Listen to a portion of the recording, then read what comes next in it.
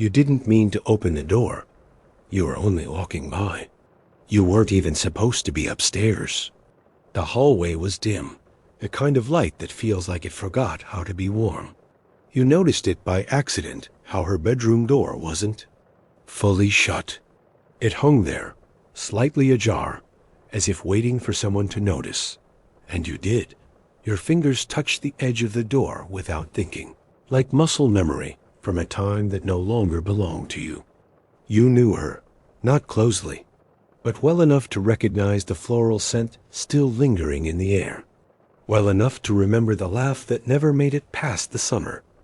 She vanished 3 months ago, and her room still looked exactly the same. That was the first thing that didn't make sense. The second was the diary. It sat neatly on her desk, too neatly. Open. A pen resting across the crease, the ink still fresh. Your breath stalled as your eyes scanned the page. The words were delicate, written in the same soft cursive you remembered from when she used to doodle during study group. But the date written on the top, that date didn't exist yet. Tomorrow. You blinked, the hum in the air thickened. Silence no longer felt empty. It was observing. You told yourself not to panic. Maybe someone else wrote in it. Maybe her mother. Maybe her sister. But you knew they wouldn't. They couldn't. Not in her voice. Not with those words. I keep dreaming of the window, but when I wake up, it's always the mirror. You stepped back. Your body knew before your mind could form the thought something was wrong here. Deeply wrong. But your curiosity had always been louder than your caution. It had brought you trouble before, and it was about to do it again. You shouldn't have picked up the diary, but you did. The page turned easily, too easily, as if it wanted to be seen. More words. More dates. Some before the disappearance, some after. None made sense. One entry read like a countdown. Another read like a warning. Then there was one that mentioned you. You froze. It wasn't your full name. Just enough. A detail only she could have known. Something you told her at that lake party, half drunk, watching the reflection of stars ripple across the surface. You didn't think she remembered. But there it was. I saw him again in the hallway. He pretends not to see me. I wonder how long he'll lie to himself. Your hands began to tremble. You hadn't been back in this house since the search parties gave up. Since her mother stopped opening the front door to strangers and started pulling curtains tight like armor. You thought it was closure. You thought it was over. You were wrong. You turned the page again, and the next line hit you like a whisper from the void. Ask him why he never opened the window. You looked up. The window in her room was still locked, still sealed shut, like it always had been. You remember that it was stuck for years. Everyone knew it didn't open, not all the way. The latch had rusted over time, and no one had ever fixed it. She used to joke about it, called it her little prison. You stepped toward it, almost against your will. Your fingers traced the glass, and for a second, it felt warm, alive, like it had just been touched from the outside. Your stomach turned. There was no balcony, no ledge, just 2 stories of air beneath it. And yet, somehow, she had vanished without opening a door or breaking a window. The diary offered no answers, only more questions. Pages that shouldn't be there. Memories written from perspectives no longer alive. You closed the book. And still, you could feel it breathing, not the room. The diary. It wanted you to read more, but you left. You made yourself walk away, down the stairs, past the photographs of smiling faces that no longer smiled, past the half-lit chandelier that always flickered on the 4th bulb, past the door that never made a sound until now. It creaked, and you knew. You were not alone. The next day, you tried to forget. But sleep did not come easy. When it finally did, you dreamed of the mirror. Her mirror, the oval one framed in white above her desk. The one she covered with cloths when she said she felt watched. In the dream, you stood in her room again, only this time. You weren't the one moving. Your reflection was. You jolted. Awake, soaked in sweat, heart hammering with a name stuck in your throat. Elena, her name. You hadn't said it in weeks? Months, maybe. But now it clung to your lips like an apology never delivered. You couldn't stay away. The next night, you returned. No one saw you. You didn't knock. You used the key she once hid under the porch tile. The one she thought no one. Noticed. The house welcomed you like it had been waiting. Nothing had changed, except the diary. Now, it was closed, but a different pen sat beside it. Black, not blue. The ink color she never used. You opened it. The first page was blank. Then words bled. In, slow and deliberate. You're late. You dropped the book. Your hands recoiled like they'd touched fire. The words hadn't been there. You were sure of it. And then the next line began to write itself. You watched, breath frozen. You lied about the window. No. No, you didn't. You didn't lie. You just never checked it again. You backed away, whispering her name as if that would bring her back. But it didn't, not in the way you hoped. Only the cold came back, and something else. Footsteps above. You. Slow. Measured. Deliberate. But you were alone in the house, weren't you? You tell yourself the footsteps aren't real. Old houses creak. Wood shifts. Pipes moan. You say it over and over like a mantra, like it will undo what your ears just heard. But no matter how many times you repeat it, your feet stay frozen in place. Your eyes locked on the ceiling. The air thick with silence that isn't silent at all. There's a rhythm to the sound. Step. Pause. Step. Not wandering. Searching. And whatever it is, it's heading toward her room. The part of you that still believes in logic wants to run. But something deeper, older pulls you back. The diary is still on the desk, still quiet, but no longer still. The pages flicker faintly, moved by a breeze you cannot feel. You step forward, against every instinct in your chest. The stairs feel longer going up. Each creak beneath your weight is louder than it should be. Like the house is listening. Judging. You reach the hallway again, and her door. It's wide open now. That wasn't you. You know you left it closed. The light inside her room flickers once, and then you see it. The mirror. It's uncovered. You remember she always kept a scarf over it. Said it made her uneasy. That's something. Inside, it didn't follow the rules of reflection. Back then, you thought it was just imagination. Trauma, maybe, but now it stares back with a depth that feels alive. You avoid it. Your eyes shift to the bed, still made. The same floral comforter she'd had since she was 12. The same stuffed bear sitting neatly on the pillow. Nothing disturbed. Nothing touched. Except the diary. You pick it up again. You don't want to. You have to. The page is already turned.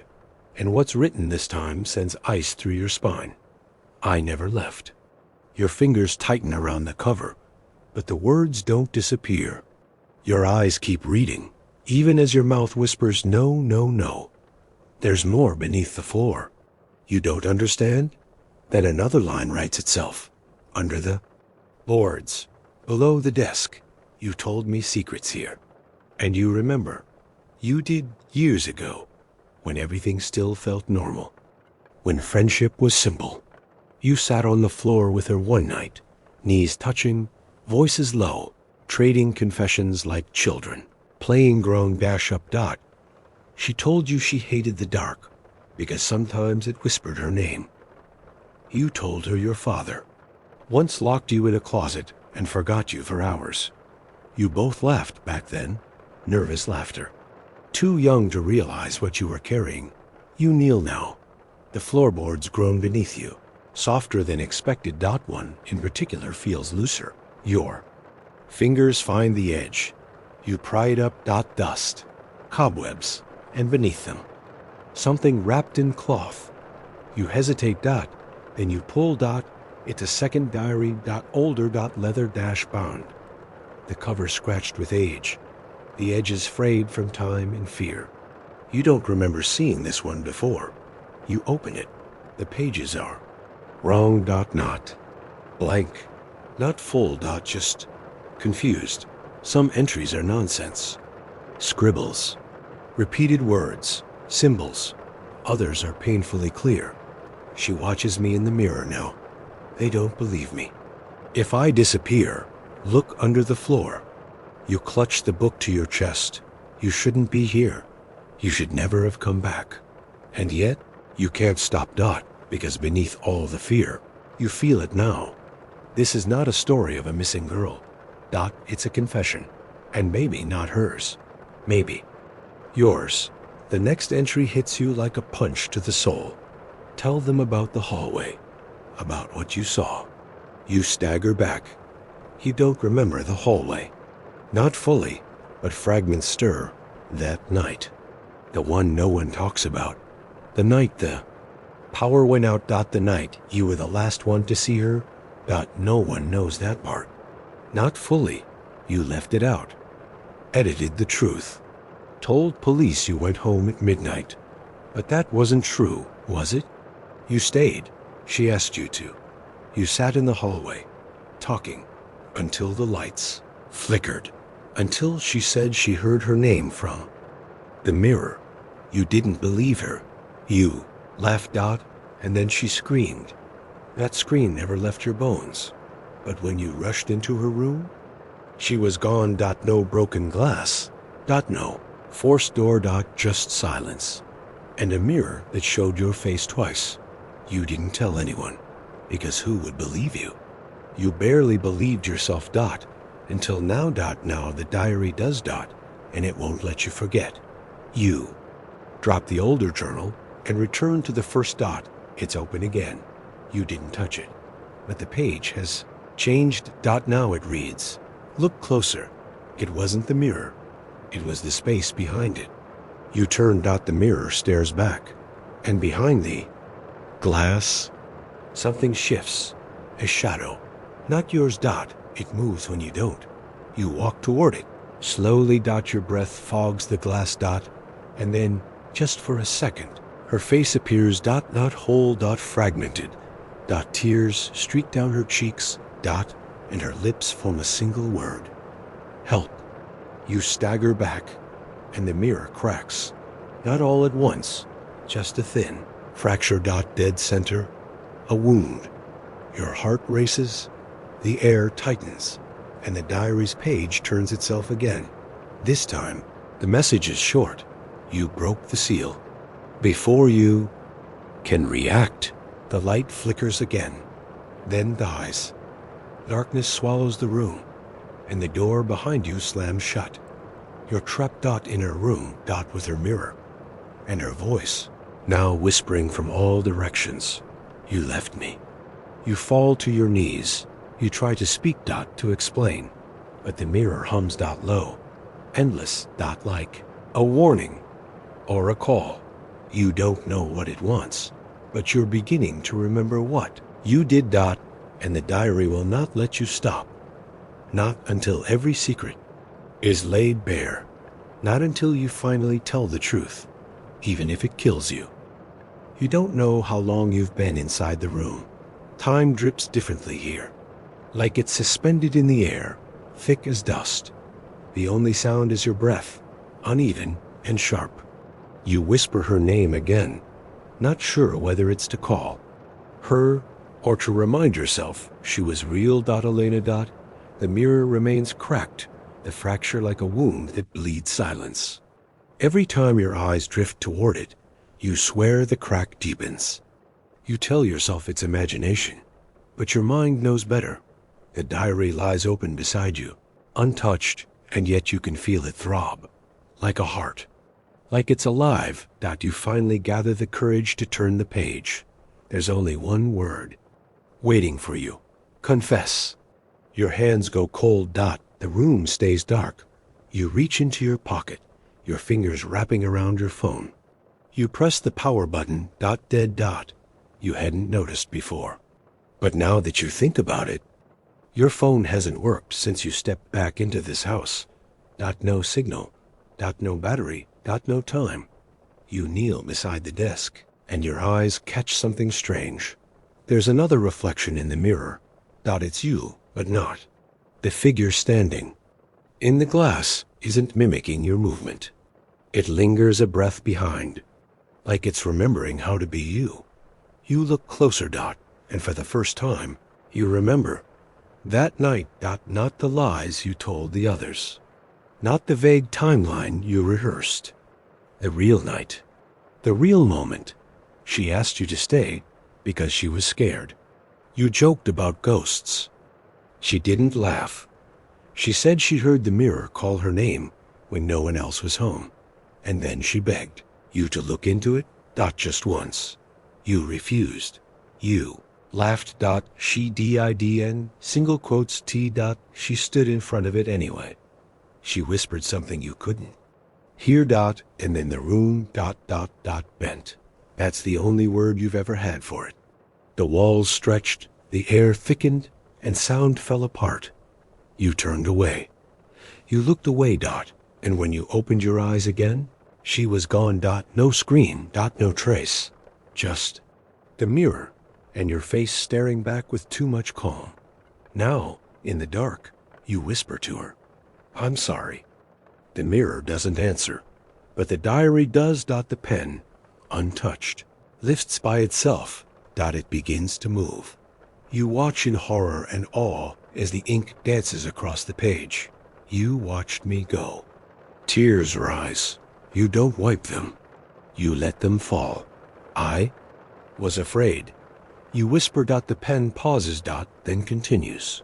So was I. You fall to the floor. Your head in your hands. This wasn't how it was supposed to be.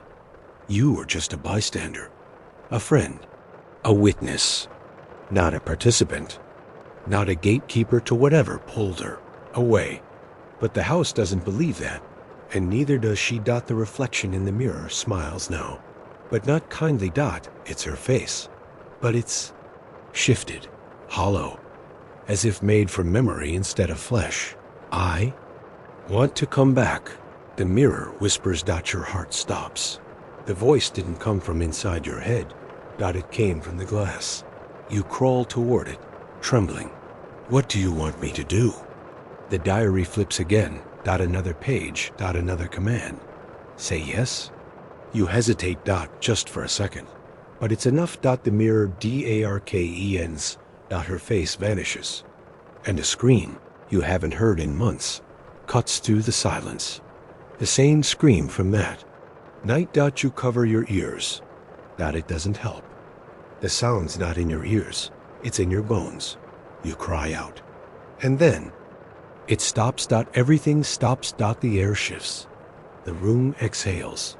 And the door behind you unlocks. You don't question it.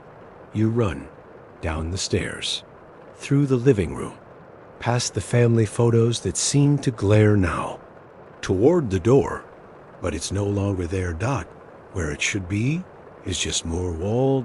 No doorknob, no frame. You press your palms against it, frantically, but there's nothing. You're trapped, and the house is watching. Then, behind you, the television turns on. Glows blue, flickering static. You didn't touch it. No one did. But on the screen, there she is. Elena. Standing in her room, wearing the same pajamas she wore the night she disappeared. She turns to the camera. Her eyes are hollow. Her mouth opens, but instead of sound, the screen goes black. Then white. Then a sentence appears, typed in blinking font. Do you want to remember what you did? You scream no, but your body whispers yes. The lights go out again, and when they return, you're no longer in the living room. You're in her room. Just as it was that night. The calendar still reads August. The clock still says 11:34 p.m. And she's there. Sitting on the bed. alive, real, smiling, you came back. She says, you try to speak, but your voice is gone. She pats the bed beside her. You sit, your hand reaches out. Without command, she takes it, and for a moment, just one moment, you feel peace. Then she looks into the mirror, and her smile fades. You never stopped watching, did you? The question rattles something inside you. What does she mean? You weren't watching. You turned away, didn't you? Then the mirror shimmers, and inside it, you see yourself, not now, then, the real memory, the one you buried. You didn't turn away. You didn't run. You stood still, and you watched her vanish. Didn't scream. You didn't stop it. You let it happen, because a part of you wanted to see what would happen, didn't you? She looks at you again, but it's not her anymore. Not entirely. She whispers, you can't save me now, but you can join me. You try to pull your hand away, but it's already too late. The mirror pulses softly, like a heartbeat made of glass. Elena's fingers remain wrapped around yours, her grip stronger than it should be. Her skin feels cold, too cold, like it hasn't been warmed by sunlight in a long, long time. She tilts her head, eyes on the reflection. Not on you, then she speaks. You left the window open that night. You shake your head. No, that's not true. The window was sealed, always had been. Everyone knew it didn't open. She used to laugh about it, remember? But she only smiles. That's what you told them? Your mouth goes dry, because she's right. You did say the window was jammed shut. Everyone believed it. Even you began to believe it. But what if that wasn't true? What if it opened once? What if you opened it? You tried to stand, but the bed is gone. The room is gone. The room is gone. You're standing in front of the mirror again, and Elena is on the other side. Trapped in the glass, she leans close, and her voice seeps through like fog. I never meant to disappear. You helped me vanish. Your legs give out. You fall to your knees. The mirror doesn't reflect anymore. It plays memories, but not yours. Alone, hers, yours. Blended, and in those flickering images, you see everything you tried to bury. How she told you about the dreams, the voices, the figure in the mirror that didn't mimic her smile. How she said she didn't feel alone in her body anymore. How you told her it was just stress, and how she begged you to help her block the mirror once and for all. But instead, you challenged it. You dared it. You said, if something's in there, let it take me instead.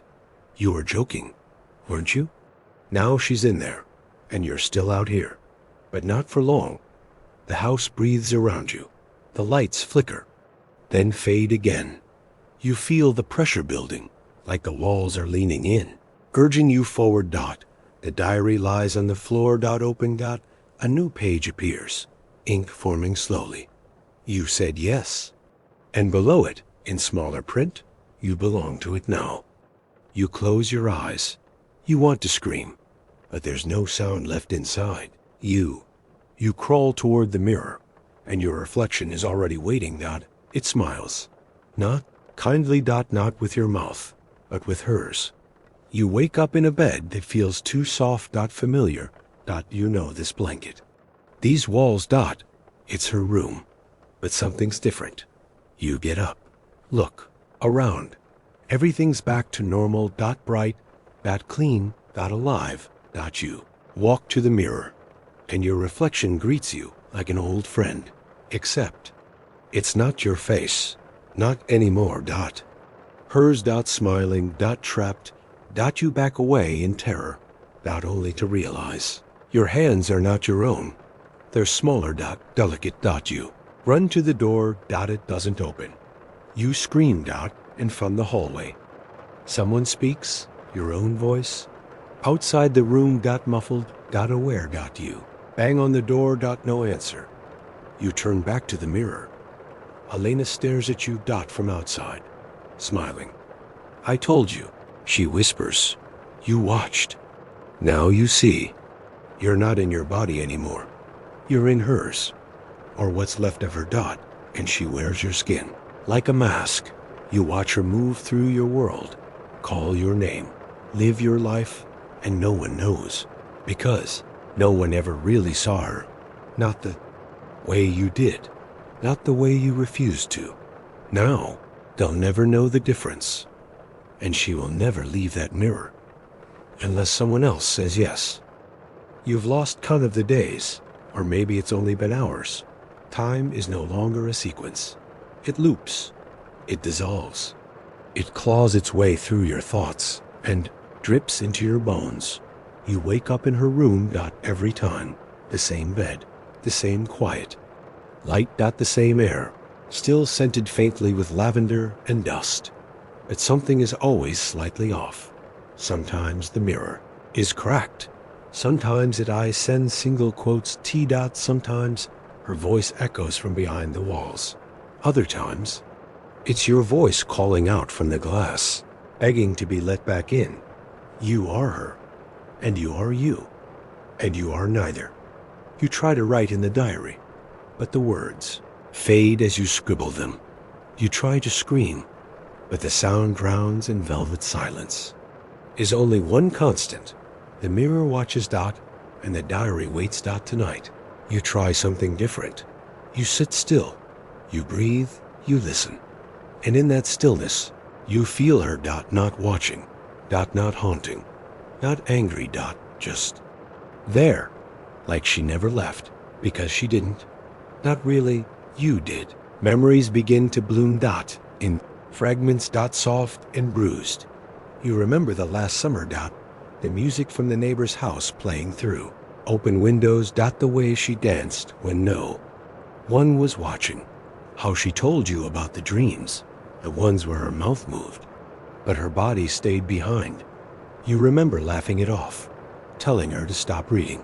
Horror books. You remember the night she asked you if mirrors could lie, and you said, only if you ask them to. Now you understand what she meant. Now you know they never lied. You just refused to listen. The room begins to shift, not violently gently like it's letting go, or preparing. The light changes. Shadows stretch long across the floor. The mirror pulses once, and the diary closes on its own. You walk to it slowly. Their single quotes as a pen waiting. You didn't place it there but it knows your hand. You open the book. The pages are blank again. All of them except the last one, and on it in your own handwriting. Would you do it differently if you had the chance? You stare at the question. You already know the answer, but this isn't for you anymore. For the next person. You pick up the pen. And for the first time in forever, your hand doesn't tremble. You write, I watched her vanish. I didn't try to stop it. I told myself I was afraid, but the truth is, I wanted to see what would happen. Now I know. And if you're reading this, it's already watching you too. You set the pen down. Close the diary, and walk toward the mirror. You're not afraid this time. There is no scream. No thunder. No darkness swallowing the room. Just quiet. The kind of quiet that feels like forgiveness. You place your palm against the glass. And on the other side, Elena does the same. Your eyes meet, and this time, no one turns away. She mouths the word, together, and then the mirror melts. They found the diary days later. The house was empty. Dust undisturbed. No signs of struggle. No broken glass. No footprints. Just a single book lying open on a desk. Page half filled. A pen resting on top. And a reflection. In the mirror that wasn't supposed to be there. They never found you. Not your body. Not your name. Just whispers. Stories. Rumors passed around it. Sleepovers and bonfires. About the girl who vanished.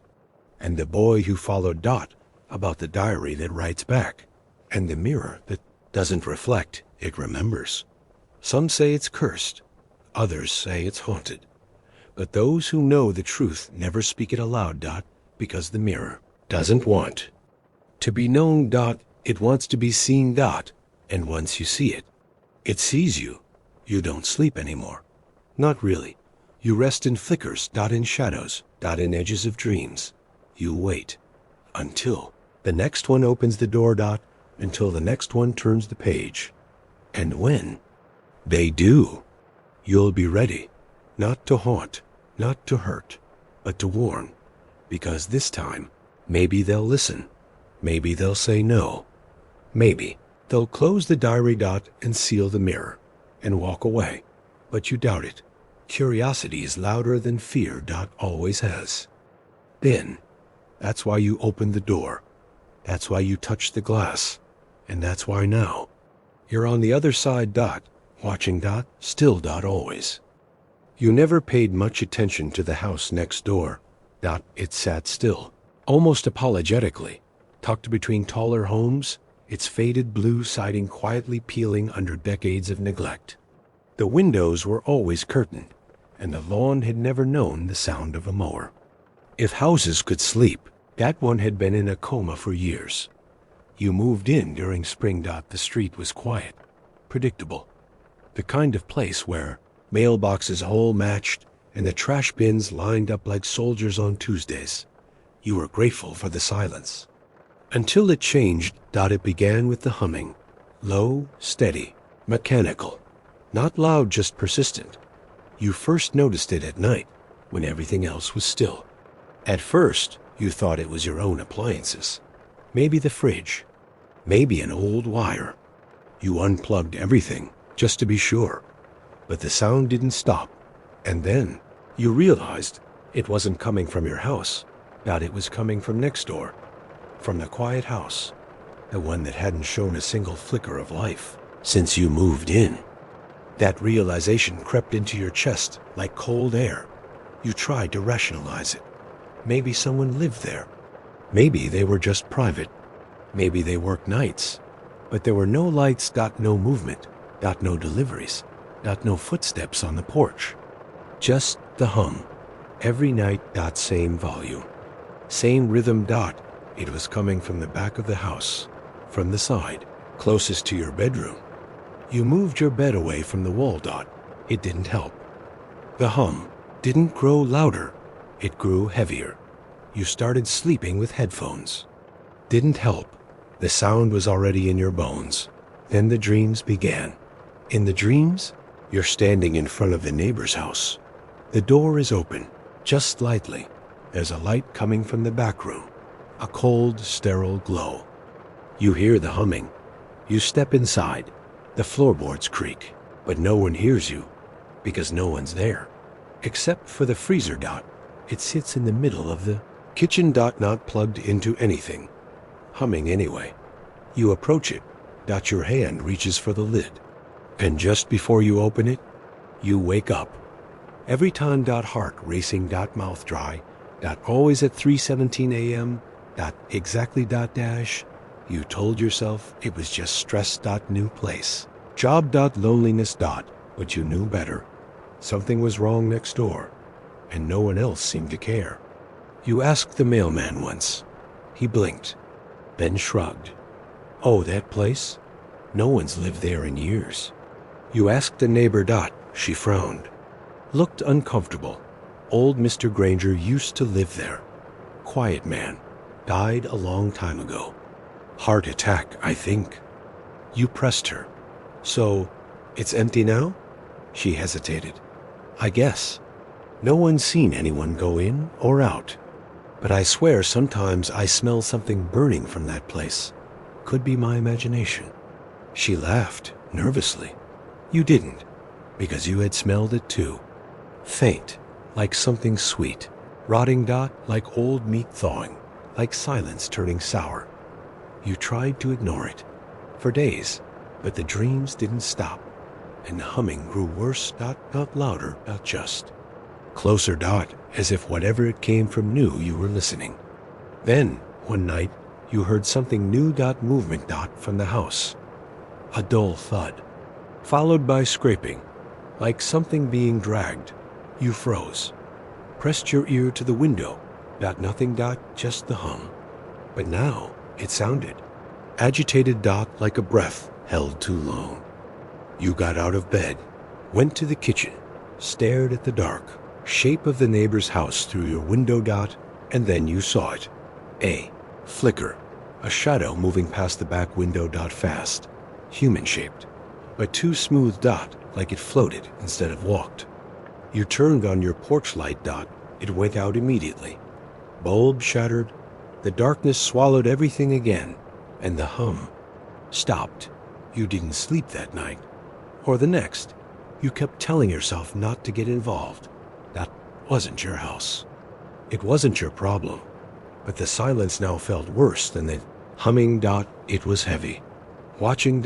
Judging. And every time you passed that back wall in your bedroom, you swore something behind. It was pulsing. Waiting. Dash. Then came the package. Small. Unmarked. Left on your porch with no return address. You picked it up slowly, half expecting it to be warm. It wasn't. It was cold.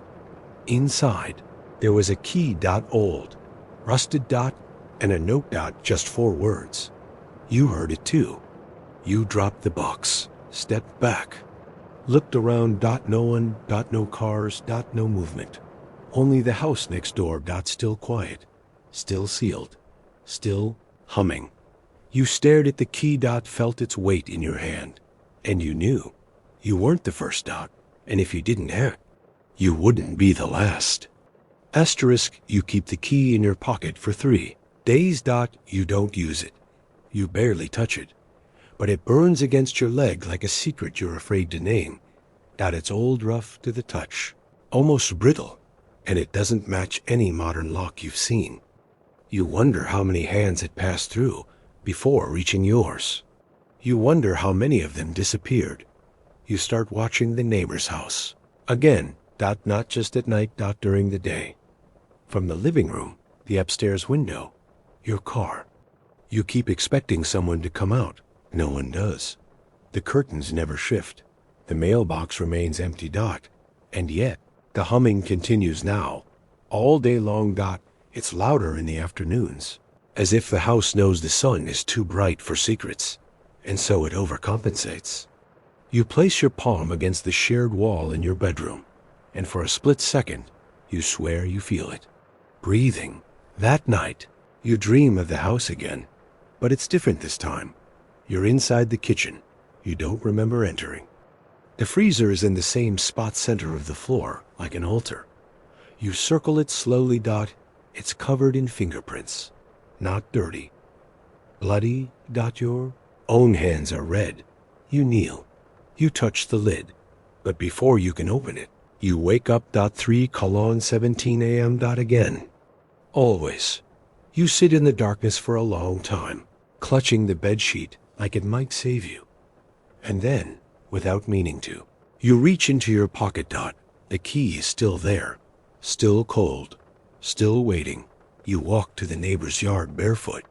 You don't know why. You only realize halfway across the grass that your shoes are still by the door. But you don't go back. The air outside feels sharp, like something watching from the trees doesn't want you to leave. The front porch creaks under your weight. The doorknob is old brass, tarnished by time. You slide the key and it fits. Of course, it does. The door opens with a soft click, and the humming, so loud in your dreams, is nearly imperceptible now. But it's there. Low. Steady. Calming. The smell hits you first. Sweet. Rotting. Like fruit left too long on a warm plate, like something dead, pretending to be dessert. You cover your mouth, step inside. The door closes behind you on its own. You don't jump. You expected that. The hallway is narrow. Wallpaper peels like it's trying to escape the walls. There are no photos. No furniture. Only the floorboards, warped from time and moisture. The humming grows louder as you move. You pass the living room. The windows are boarded from the inside. You shine your phones. Flashlight. Cobwebs stretch from wall to wall. Dust coats everything like snow, but there's no furniture, just an armchair, facing the wall. A dent in the cushion, like someone still sits there dot, watching dot waiting dot you. Move on dot the kitchen is at the end of the hallway. And there it is, the freezer. Same as in your dreams dot white dot mid dash size dot sitting, square in the center of the room, plugged into nothing, still humming. You approach. Each step feels heavier than the last. Your body knows something your mind refuses to accept. The lid is closed dot no lock. No tape dot no sign of resistance dot. Your hand reaches out dot stops dot there. Single quotes S a note taped to the lid dot old. Paper, faded ink dot just 5 words. It keeps them fresh longer. Your throat tightens. You should leave. You know you should. But you can't. You open it. And the humming stops. Silence rushes in like a scream. Inside the freezer, there's no ice dot no food dot. Just a body dot small dot pale dot curled. Like a question. Eyes wide open. Mouth frozen in a silent. Gasp dot it's a girl. Maybe 10. Maybe 11. She's wearing a nightgown. Stained pink at the chest. You step back dot trip dot fall dot your flashlight flickers dot. And for a brief moment, you see them. More bodies stacked below. Layered like memories dot frozen dot forgotten. You crawl back. Pull yourself upright dot turn dot and standing in the doorway is a man. Tall dot thin dot pale dot eyes sunken deep into his skull. He doesn't move, doesn't blink. He doesn't have to. You already know who he is dot Mr. Granger. Dead for years, but not gone dot, never gone. He raises one hand, slowly dot points at the freezer, then at you. And he smiles, a slow, terrible smile, like a child choosing a toy. You run through the hall, out the door, across the yard, back into your house. You don't look back. You don't stop. You don't sleep. Not that night, not for many after. But the humming returns. 2 days later, dot same as before, dot same rhythm, dot same weight. You try to ignore it. But then, a new box arrives dot same size, dot same spot on your porch. You open it with trembling hands.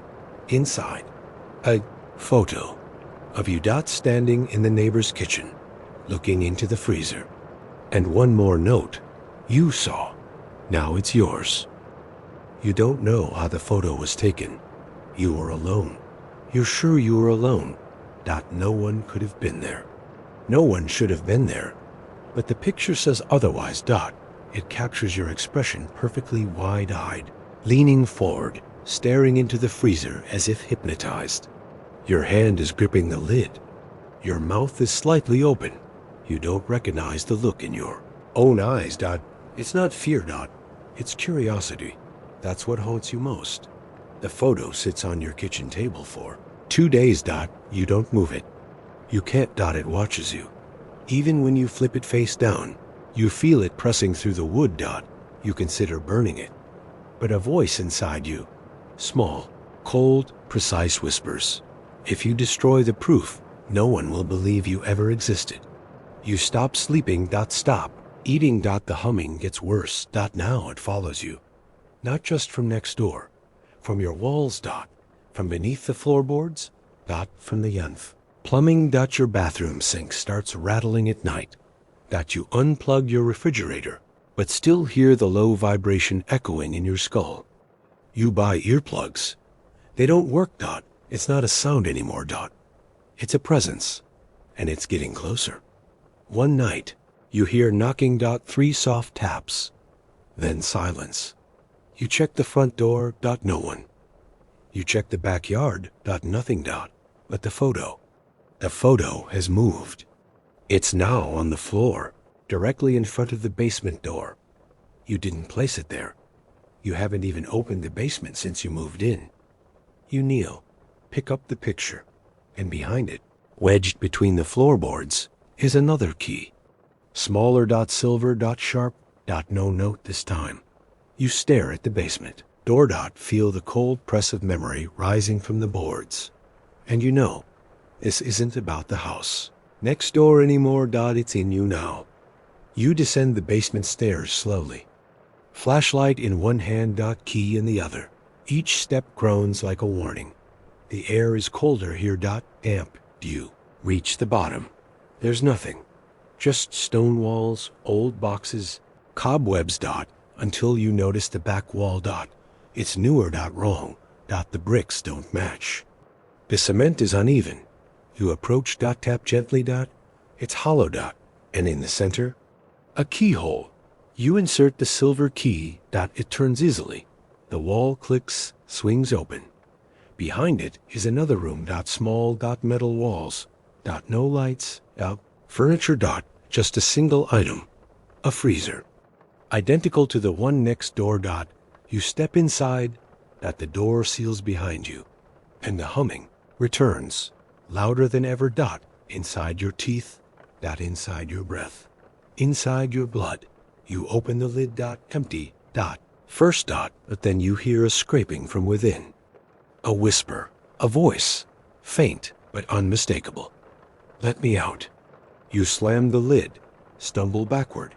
And now the voice is louder, coming from all around you. Let me out. Over and over. Different voices. Men. Women. Children. Crying. Begging. Screaming. You fall to your knees. Cover your ears. But it's inside. Everywhere. You crawl to the door. It doesn't open. You pound against the walls. The hum drowns your voice. Then, suddenly. Silence. Everything stops. Even your breath. Then the lid creaks open on its own. You don't want to look, but you do. Inside is you. Frozen. Eyes wide, mouth open, hands curled toward your own throat. You scream, but no sound comes out, because now you're watching from the yashik. Outside, you wake up in your bed, covered in sweat, gasping, heart racing. Everything looks normal. The lights, the windows. The silence. You check the basement. The wall is sealed. No keyhole. No freezer. No voices. Just boxes and dust. You collapse on the floor. Maybe it was a dream. Maybe you're finally losing your mind. You close your eyes. Try to breathe. And you hear it again. Humming. But this time, it's coming from your bedroom. You run upstairs. The air is colder. The curtains move even though the windows are shut. And in the middle of the room is a small white freezer. You don't touch it. Not this time. You back away slowly. But on the lid, there's a new photo. It's you, sleeping, taken from the corner of your room and scrawled on the back. In shaky ink, it doesn't need the house anymore. You stand in the doorway, staring at the freezer. You don't remember how it got there. You didn't bring it in. You didn't hear anything. And yet, it sits in the middle of your room, like it's always belonged there. Like the bed, or the light switch, or the growing fear in your stomach. The photograph still rests on top. Your sleeping face. Eyes, close. Unaware. You don't remember falling asleep. And that terrifies you more than anything. You reach for the photo. Your fingers hesitate above the surface. It's wet. Cold. You snatch your hand back. Frost, a thin layer, forming around the edges of the lid. And the humming, it's louder now. Not from the freezer itself, but from inside you. A subtle vibration in your chest. Your fingertips. Your thoughts. You move the freezer to the corner of the room. You don't know why. It doesn't help. The sound follows. Your phone won't charge anymore. The outlets reject your plugs. Your reflection starts to flicker in the mirror. Sometimes you see yourself blink out of sync. Sometimes you don't see yourself at all. At night, the dreams return. But they're not dreams anymore. You know that now. You wake with frost on your fingers, with unfamiliar bruises on your arms. You find ice crystals forming inside your sink drain. You hear whispers from the vents, timed to the hum. You board up the window, tear out the carpet, rip the freezer cord from the wall. Nothing stops it. You throw a blanket over it, but every morning it's folded neatly and placed at the foot of your bed, like a gift or a warning. The voices become clearer. Not loud, not yet, but you understand them. Now they speak in suggestions. They tell you to remember, that they tell you to go. Back to the neighbor's house. Back to the beginning. You try to resist, but you feel it, the pull. The freezer isn't just an object anymore. It's a doorway, a mouth, a heart, and it's beating in time with yours. You give in. You walk next door. This time, the door opens before you knock inside. The air is warm, too warm, the humming is gone. You step carefully through the hallway. The furniture is back. The walls are clean, It looks lived in, as if someone just stepped out to grab the mail. There's a sound from the kitchen, footsteps, you freeze. Then a voice, calm, familiar, yours. I didn't expect you so soon. You step into the kitchen, and there you are, standing beside the freezer, smiling, hands clean, eyes empty. You stare at yourself, this version of you, it tilts its head. You brought it home. It says that your throat tightens. What is it? It's hunger. Your reflection replies. It needed a door. You opened it. You take a step back. Your double doesn't move. You don't have to be afraid, it says. You're not the first, but maybe you'll be the last. You glance at the freezer, It hums, quietly, lovingly. And the lid begins to rise on its own. You run out of the house, back across the lawn, into your home. Lock the door. Slide a chair under the knob, collapse on the floor. But you're not safe, not anymore, because the freezer is still in your room. Still humming, and now it's open, just a crack, enough to let the cold seep out, enough to let something watch. You cover it with a sheet, hammer nails into the lid. Place a Bible on top, still hums, still whispers, still waits. The next day, the mail arrives. No envelope, just another photo. This time, it's your neighbor's house. But it's not the house, no, it's the house years ago. Fresh paint, flowers in the yard. Man standing on the porch, holding a small child. You turn the photo over. A name, a date, and a sentence. She never left the freezer. You visit the town records, you find an article from 1980-7, missing girl, 10 years old. Disappeared during summer break. Last seen playing in her yard. Parents questioned. Nothing found, cold case. Closed file. Except one detail stands out. She lived in the house next to yours, and her name matches. The one whispered to you in dreams. You stare at the screen, feel your skin crawl, and realize the freezer didn't bring her here. She brought the freezer. You return home, something is wrong. The air is too still. The clock doesn't tick. The lights don't flicker. You walk upstairs, open your bedroom door. The freezer is gone, in its place. A hole, not in the wall, not in the floor. In reality, like something peeled back the edges of the world and stepped through. And you know, it's not done with you. Not yet, not until you bring it. Someone else, not until you deliver it to another quiet house. Not until the hum finds a new rhythm. A new host, a new home. You sit at the edge of your bed, staring at the space where the freezer used to be, it's gone. But you still feel it, its weight. It's cold. It's watching. You touch the floor, frost clings to the wood. A faint outline where it rested remains like a scar on the skin of your home. You thought its absence would bring peace. Instead, the silence is unbearable, because now the humming comes from inside you, not around you, inside, you breathe, and it answers. You blink, and it echoes. You're no longer a witness. You're the carrier, the vessel, the voice. You try to live normally, you go outside. You wave to neighbors. Buy groceries you won't eat. You smile, but every light feels dimmer, every wall thinner, every sound distorted. You begin to see small things out of place.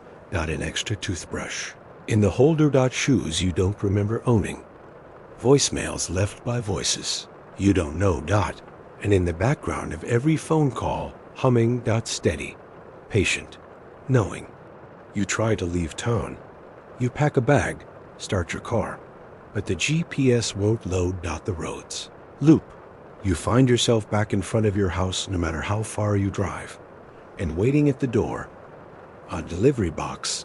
Small. Unmarked. Inside Cologne A. Miniature freezer. Just big enough to hold a doll or a heart. You don't bring it inside, but the next morning, it's already in your kitchen, plugged in. Humming. The dreams worsen. You no longer see the girl. You see yourself. Multiplying. Versions of you opening freezers in homes you've never been in, waving keys at strangers, leaving boxes at doorsteps. Your face becomes the face people fear. You don't scream anymore. You smile, and you whisper, it keeps them fresh longer. Then one night, you hear the knock. 3 soft taps, just like before. But now, it's at your bedroom door. You freeze. The handle turns slowly, and standing in the doorway is you. The other you. The one from the neighbor's kitchen. Smiling. Calm. Empty. It walks in. No rush. No violence. Just inevitability. It kneels beside you, holds your hand, and speaks. You're ready. You nod, because it's true. You are.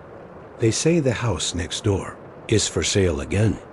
They say the last occupant moved without warning, left everything behind. They say sometimes, at night, you can hear a strange humming if you walk past the back. Fence. But no one investigates, because everyone remembers the old stories. About the girl, about the man, about the freezer, and about the silence that never stayed silent for long. You leave town quietly. No note. No forwarding address, just a package on a stranger's porch, wrapped carefully. With a key inside and a note written in your own handwriting. You heard it too. You don't look back. You don't have to, because the hum walks with you now, wherever you go. It finds the next house. The next quiet street.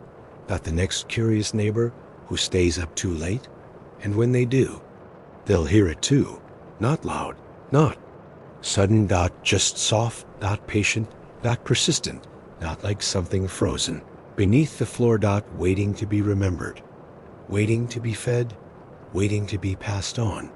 Because the hum is never hungry for long. It just waits and watches and whispers. And now, so do you. You weren't supposed to find the note. It was wedged behind the fridge, curled at the edges like something trying to vanish. You weren't even cleaning, just looking for your daughter's lost plastic ring. But there it was, a sheet of paper, folded neatly into fourths, stained faintly yellow, with handwriting you didn't recognize. That part stuck with you, the handwriting. Careful, almost elegant, like someone trying too hard to look calm. The date on the top was from a week ago, and the message was simple. Thank you for trusting me with her. She's an angel. I left early because she started talking about the basement again. That's what it said, but you never hired a babysitter. You stared at it for a long time. Your wife was at work. Your daughter was at school. The house was still, but the walls didn't feel still. They felt like they were holding their breath. You read the note again. The words didn't change. You turned it over. Blank. No name. No signature. You placed it on the kitchen counter. And told yourself it was a prank. Except you hadn't told anyone about the basement. You hadn't even mentioned it to your wife.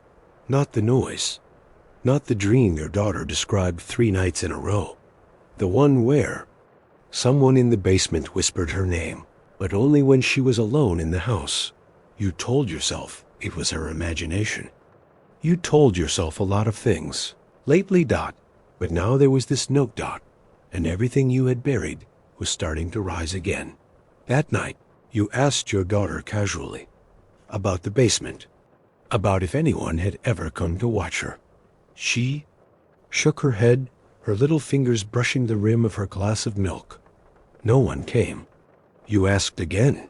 She frowned, then looked past you, toward the hallway, toward the door to the basement, Dot, and whispered, "But I talked to her anyway." You didn't sleep. Not really. You lay in bed, eyes on the ceiling, hearing things that weren't there. Dot, taps, dot, clicks, dot, breaths, dot. At one point, you thought you heard the sound of a chair being moved across the kitchen floor. But when you got up, nothing had changed. Nothing you could see, anyway. The next morning, you checked the security cameras. They weren't working. Just static, every file corrupted. Except one. Short clip. 6 seconds. Your daughter standing in the kitchen. Alone. Facing someone off-screen, Dot, smiling, Dot, and she waves, Dot, says something. No audio, Dot, and the camera cuts to black. You watch it 5 times, Dot, then 10. You pause on the last frame. Her eyes are locked on something, Dot, someone, Dot, but there's no reflection in the fridge behind. Her, Dot, no shadow, Dot, just empty space where a figure should be. And on the bottom corner of the video, in flickering white text, no babysitter detected. That's when the freezer door creaks open on its own. You rush to check. Nothing inside but the usual. But the note is gone. You search the counter, the floor, the trash, Dot, nowhere, Dot. You ask your wife. She never saw a note. You ask your daughter again. She says nothing, Dot, just stares at you, eyes wide, like she's waiting for you to remember something. That night, you stay up, Dot. The door to the basement calls to you, Dot. It's subtle, not sound, more like a pressure behind the eyes. You sit at the top of the stairs. You don't open it. Not yet, but you feel something on the other side, Dot, and for a split second, the doorknob moves, not a turn. A twitch, Dot, like a muscle beneath skin. You lock it, Dot, twice, Dot, and drag a chair in front of it. But the hum behind the door never stops. You don't mention it, Dot, not to your wife, not to your daughter.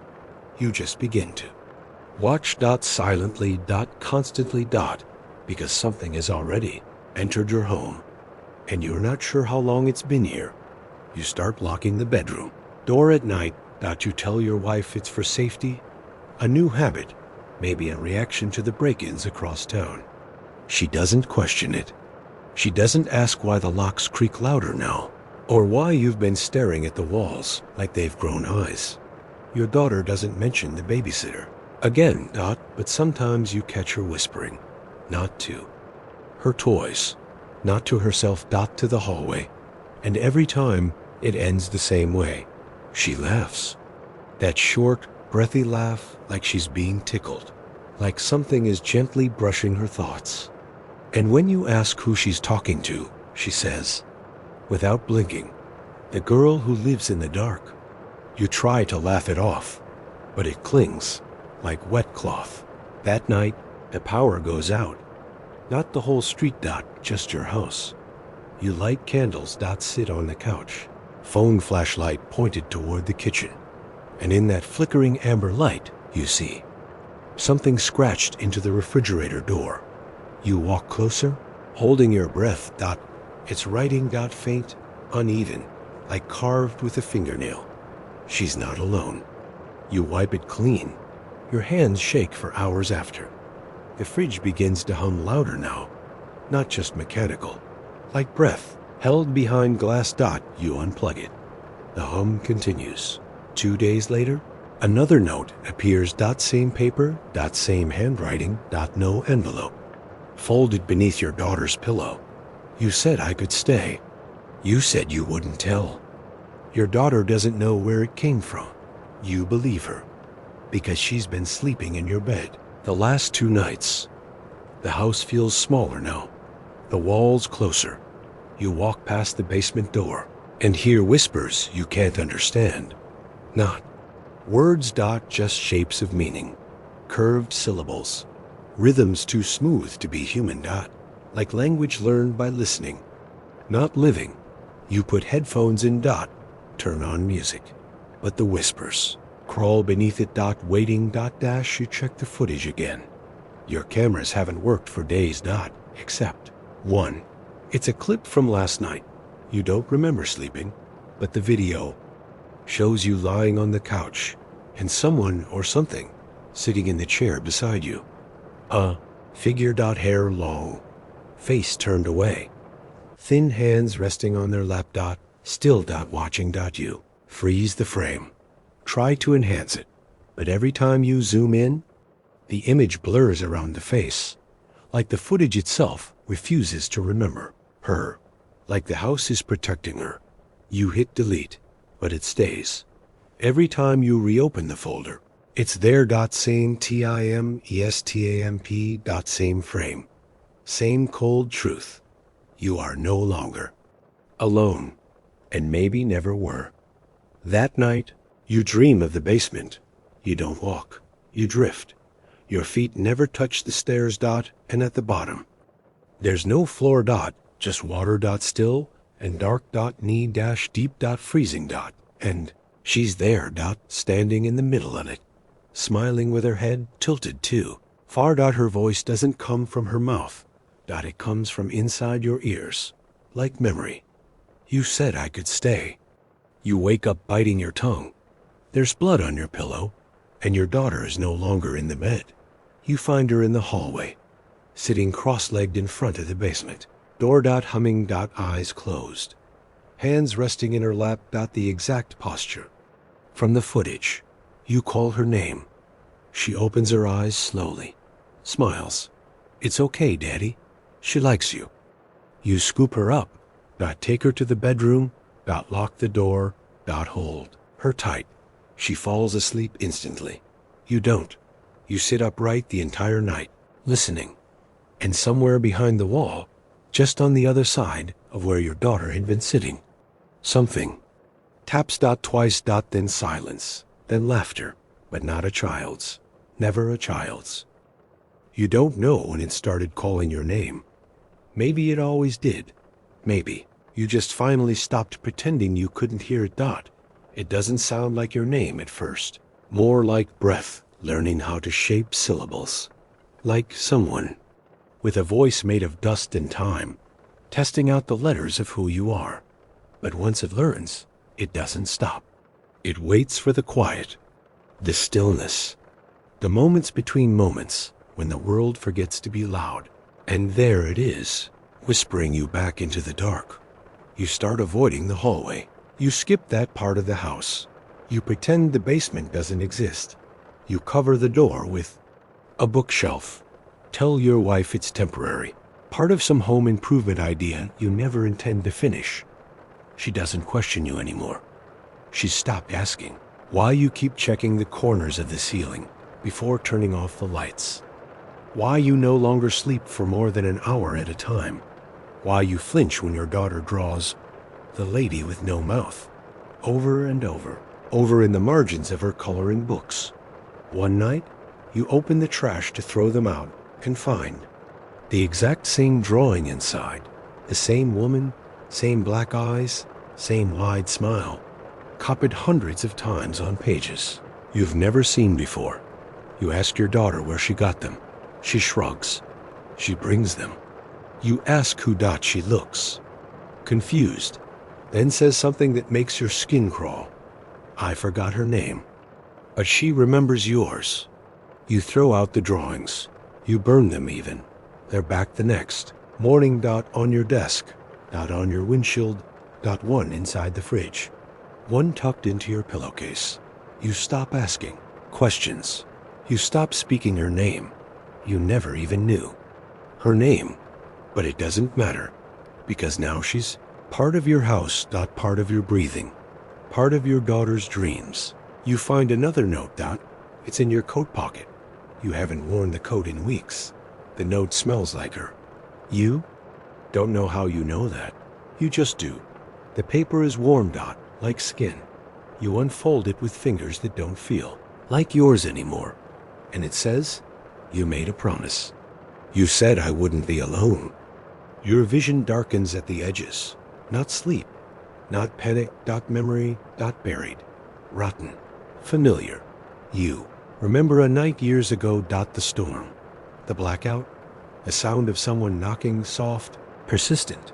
A girl at the door, dot soaked. Cold, dot eyes wide. Asking to use the phone. You let her in. She sat on the couch. You went to the kitchen.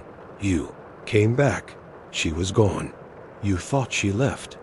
You told yourself she left, dot. But now you remember the basement. Door was open.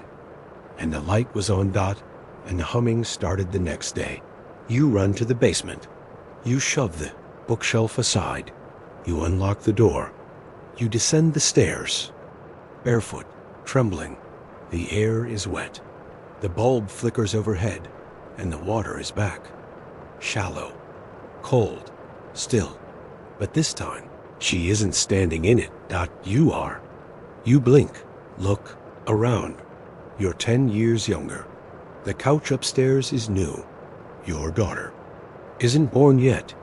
Your wife is still asleep and sitting across the basement in that same old wooden chair. Is her hair matted, dress torn, skin pale and thin like frost on glass? She lifts her head, slowly, dot. No mouth, just smooth skin where one should be. But you hear her voice anyway, inside your head, inside your bones. You left me down here. You step back. You want to scream. You want to run, but your body won't move. You're paralyzed with a guilt you don't understand. But that feels true, dot. She rises, dot, walks toward you. Dot, not with footsteps, dot, with silence. She places something in your hand. Piece of paper, dot, the first note, dot, the one behind the fridge. You stare at it, dot, then back at her.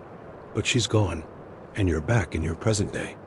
Body, dot, standing in your own basement, alone, soaking wet, dot, and now the floor is covered in hundreds of notes, dot, each one in your own handwriting. Each one addressed to her. Each one apologizing, dot, each one dated differently, dot, each one from a version of you that doesn't remember writing them. You fall to your knees, and for the first time in weeks, you weep, dot, because now you know. This is not about a ghost.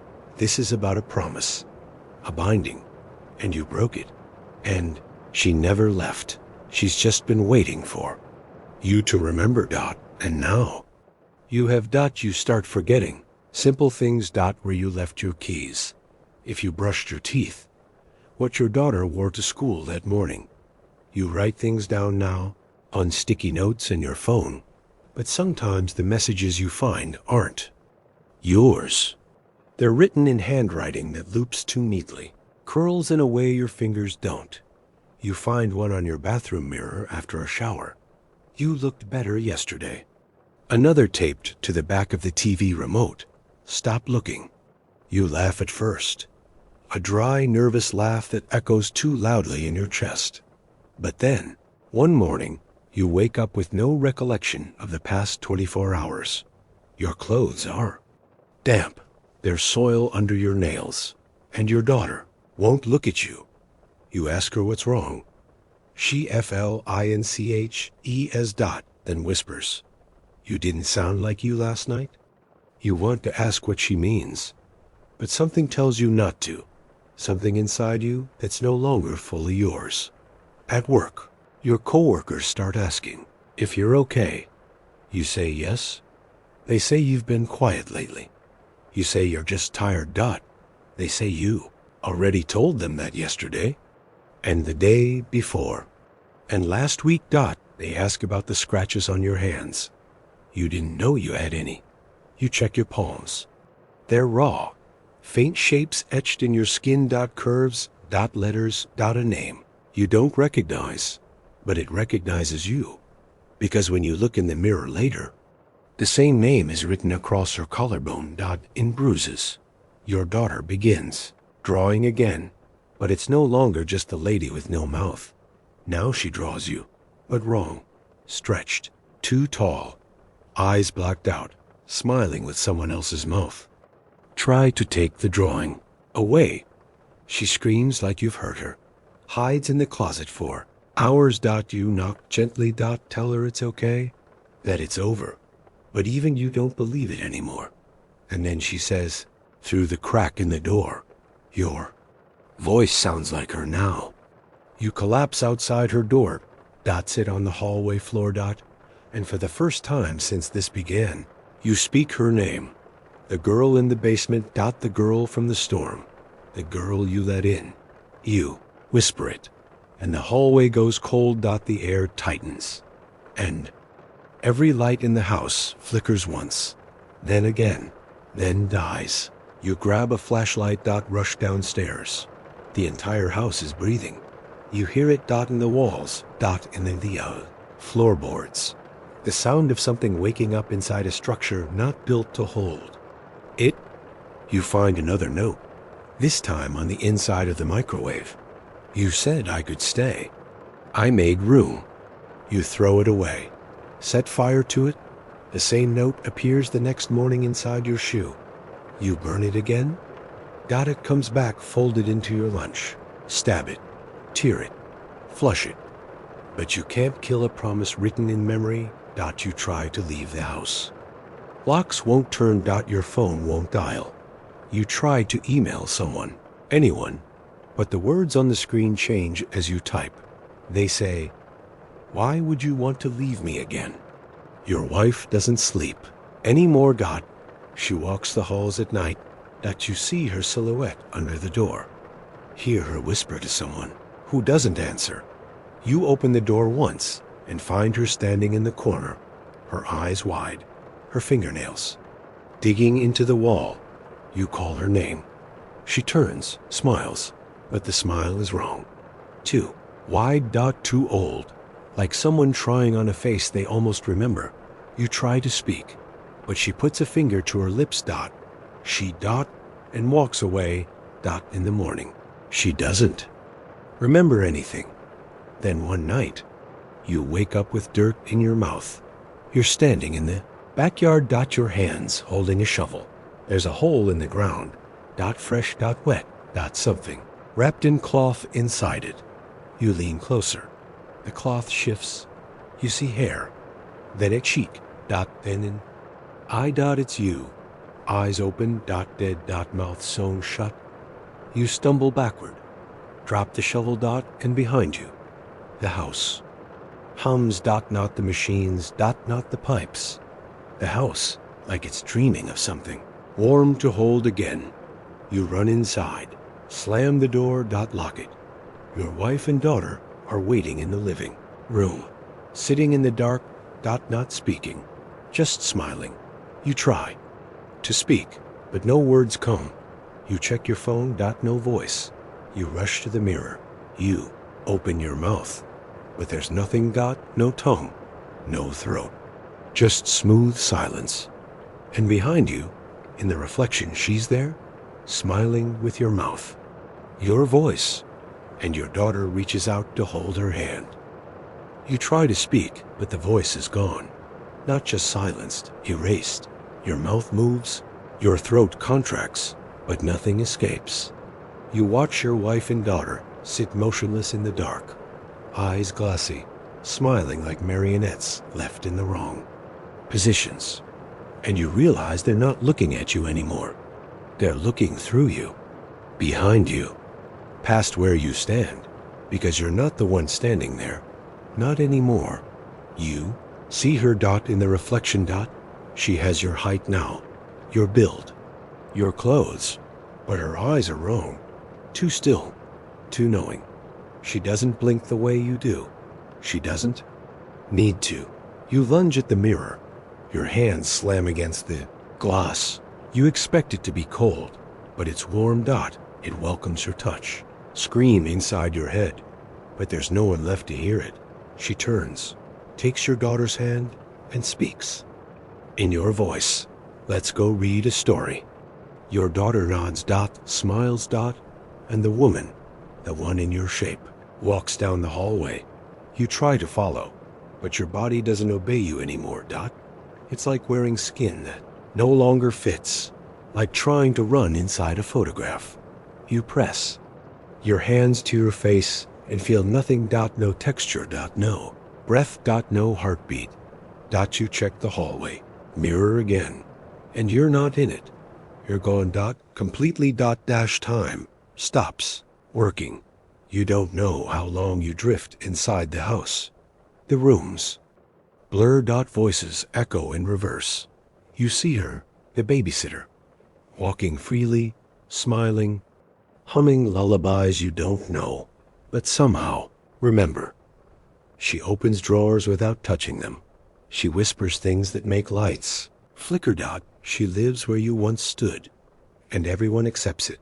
Your wife talks to her like nothing's changed. Your daughter climbs into her lap, draws pictures again. Only now, they're of you, but not as you are. Dot, as a shadow, a silhouette, a smudge where a father used to be. You try to scream through the walls. You write words on fogged glass, push photos off tables, but it never works. You're not a ghost. You're not even memory. You're displacement. You are absence. And she is what filled the hole you left. Then, one night, she writes a note. You watch her hand move across the page. Same delicate cursive as before. She folds it neatly. Dot, places it in your daughter's backpack. You read it later, when no one's around. Dot, it says, "Thank you for trusting me with her. She's an angel. I left early because she started asking about her real father again." You stare at the words until they blur. You clutch the paper with fingers. You can't feel. You scream without lungs. You shatter windows without sound. But no one reacts. Dot, no one hears. Dot, no one remembers who you were, except her. She smiles when you rage. She hums when you weep. Dot, because she knows you now. Dot, knows every inch of the space you once filled. Dot, knows how easy it is to slip into a life not guarded well enough. Dot, and knows that soon your daughter will forget you too, not out of cruelty, out of comfort. Children forget quickly when their pain is replaced with something that feels real, and you can't stop it. Dot, because now you live in the space between links. Dot, in the flicker of lights. Dot, in the pause between questions. You are the breath no one finishes, the name no one says out loud anymore. Then the pattern begins again. A knock at the door. Dot, rain on the windows. A child inside crying. A neighbor. Dot, a friend. Dot, an aunt. Someone new who just needs a moment of shelter. Dot, and the door opens, and she smiles, and she walks in. But this time, you're not just watching. You feel yourself being pulled out of the walls, out of the floors, into her. Dot, not her body. Dot, her memory. Dot, she drags you with her like a scent that never fades. You become part of the lie, the story she tells, the warmth in her eyes when she says, "Don't worry, I've done this before." And you know what's next. Dot, you know she will find another child, another promise. Dot, another basement. Dot, another man who forgets a detail until it's too late. And when she leaves, she'll leave a note, folded neatly. Dot, no name. Dot, no return address. Dot, just gratitude. Dot, and the hint of something watching. Dot, always watching and humming. Somewhere now, a father is blinking awake in the middle of the night. Something's wrong. He doesn't know what. Dot, he walks down the hall, checks the bedroom, and pauses. Dot, because for just a second, in the dim light of the doorframe, he thinks he sees two silhouettes sitting on the bed. But when he turns on the light, only his daughter is there. Dot, smiling. Dot, drawing. Dot, humming a song he doesn't recognize. And the note? Already waiting on the kitchen table. Dot, folded. Dot, clean. Dot, still warm. Dot, and the freezer begins to hum again. You don't even want to go at first. Dot, the group text feels forced, artificial, like everyone's trying to recapture something that was never real to begin with. An annual cabin weekend, they called it. even though it only started last year. Still, there's pressure. Guilt. The silent kind that lingers under jokes. Come on, it'll be good for you, they say. We'll unplug. We'll detox. No signal, no stress. You pack light. A hoodie, 2 changes of clothes, trail mix, a flask you don't tell them about. You tell yourself you'll stay a day. 2, max. Then find an excuse to leave early. But when you arrive, deep in the woods, hours from the last bar of reception, something in your chest quiets. Maybe it's the trees, maybe it's the silence, maybe it's just the distance from everything that's been clawing at you for months. You step out of the car and breathe. The air smells like wet bark and old stories. Maybe this was a good idea after all. The cabin is bigger than you remember. 3 stories of old wood and stone, windows clouded with age, doors that don't quite close right. Someone says it used to be a ranger station back in the 50s. Someone else says it was a hunting lodge. You don't know who's right. It doesn't matter. The group is loud, excited. There's laughter. Someone brought cards. Someone else is already chopping vegetables for chili. And for the first time in weeks, you laugh without thinking about how it sounds. There are 13 of you. You count that, not because you meant to, but because when you walked in, there was a moment, a flicker, a sense that someone was watching from the top of the stairs. And when you looked, the landing was empty, but your body still whispered 13. Your mind registered it before you could rationalize it. You remember their names, Aaron and Luca, who are married now. Casey, who's still trying to make the group laugh with impressions. David, who brought his guitar. Lynn, who barely speaks but sees everything. Max, the overachiever. Nora, with the sharp tongue and tired eyes. Jay, who got too drunk last year. And the rest, faces and voices you know well enough to trust, but not enough to fully remember. You try to count again later that night, as everyone settles in with drinks and music. But someone keeps moving. Or maybe it's just your mind slipping again. The fire crackles. The shadows grow longer. Someone tells a story about a man who froze to death in a cabin, not unlike this one. You laugh, but your eyes flick toward the window, toward the tree line, toward the shape that isn't there, but almost is. You sleep in the loft. It's warmer up there. You fall asleep listening to the sounds of sleep all around you. The creak of wood, the occasional laugh, someone's snoring, someone's whispering. You wake up in the dark. The fire's gone. Out, the house is silent, and you feel it. Something is wrong. Go downstairs. The floor is cold beneath your feet. You check the front door, still locked. You check the kitchen, empty. You count the sleeping bags. Only 12. You count again. Still 12. You stand still.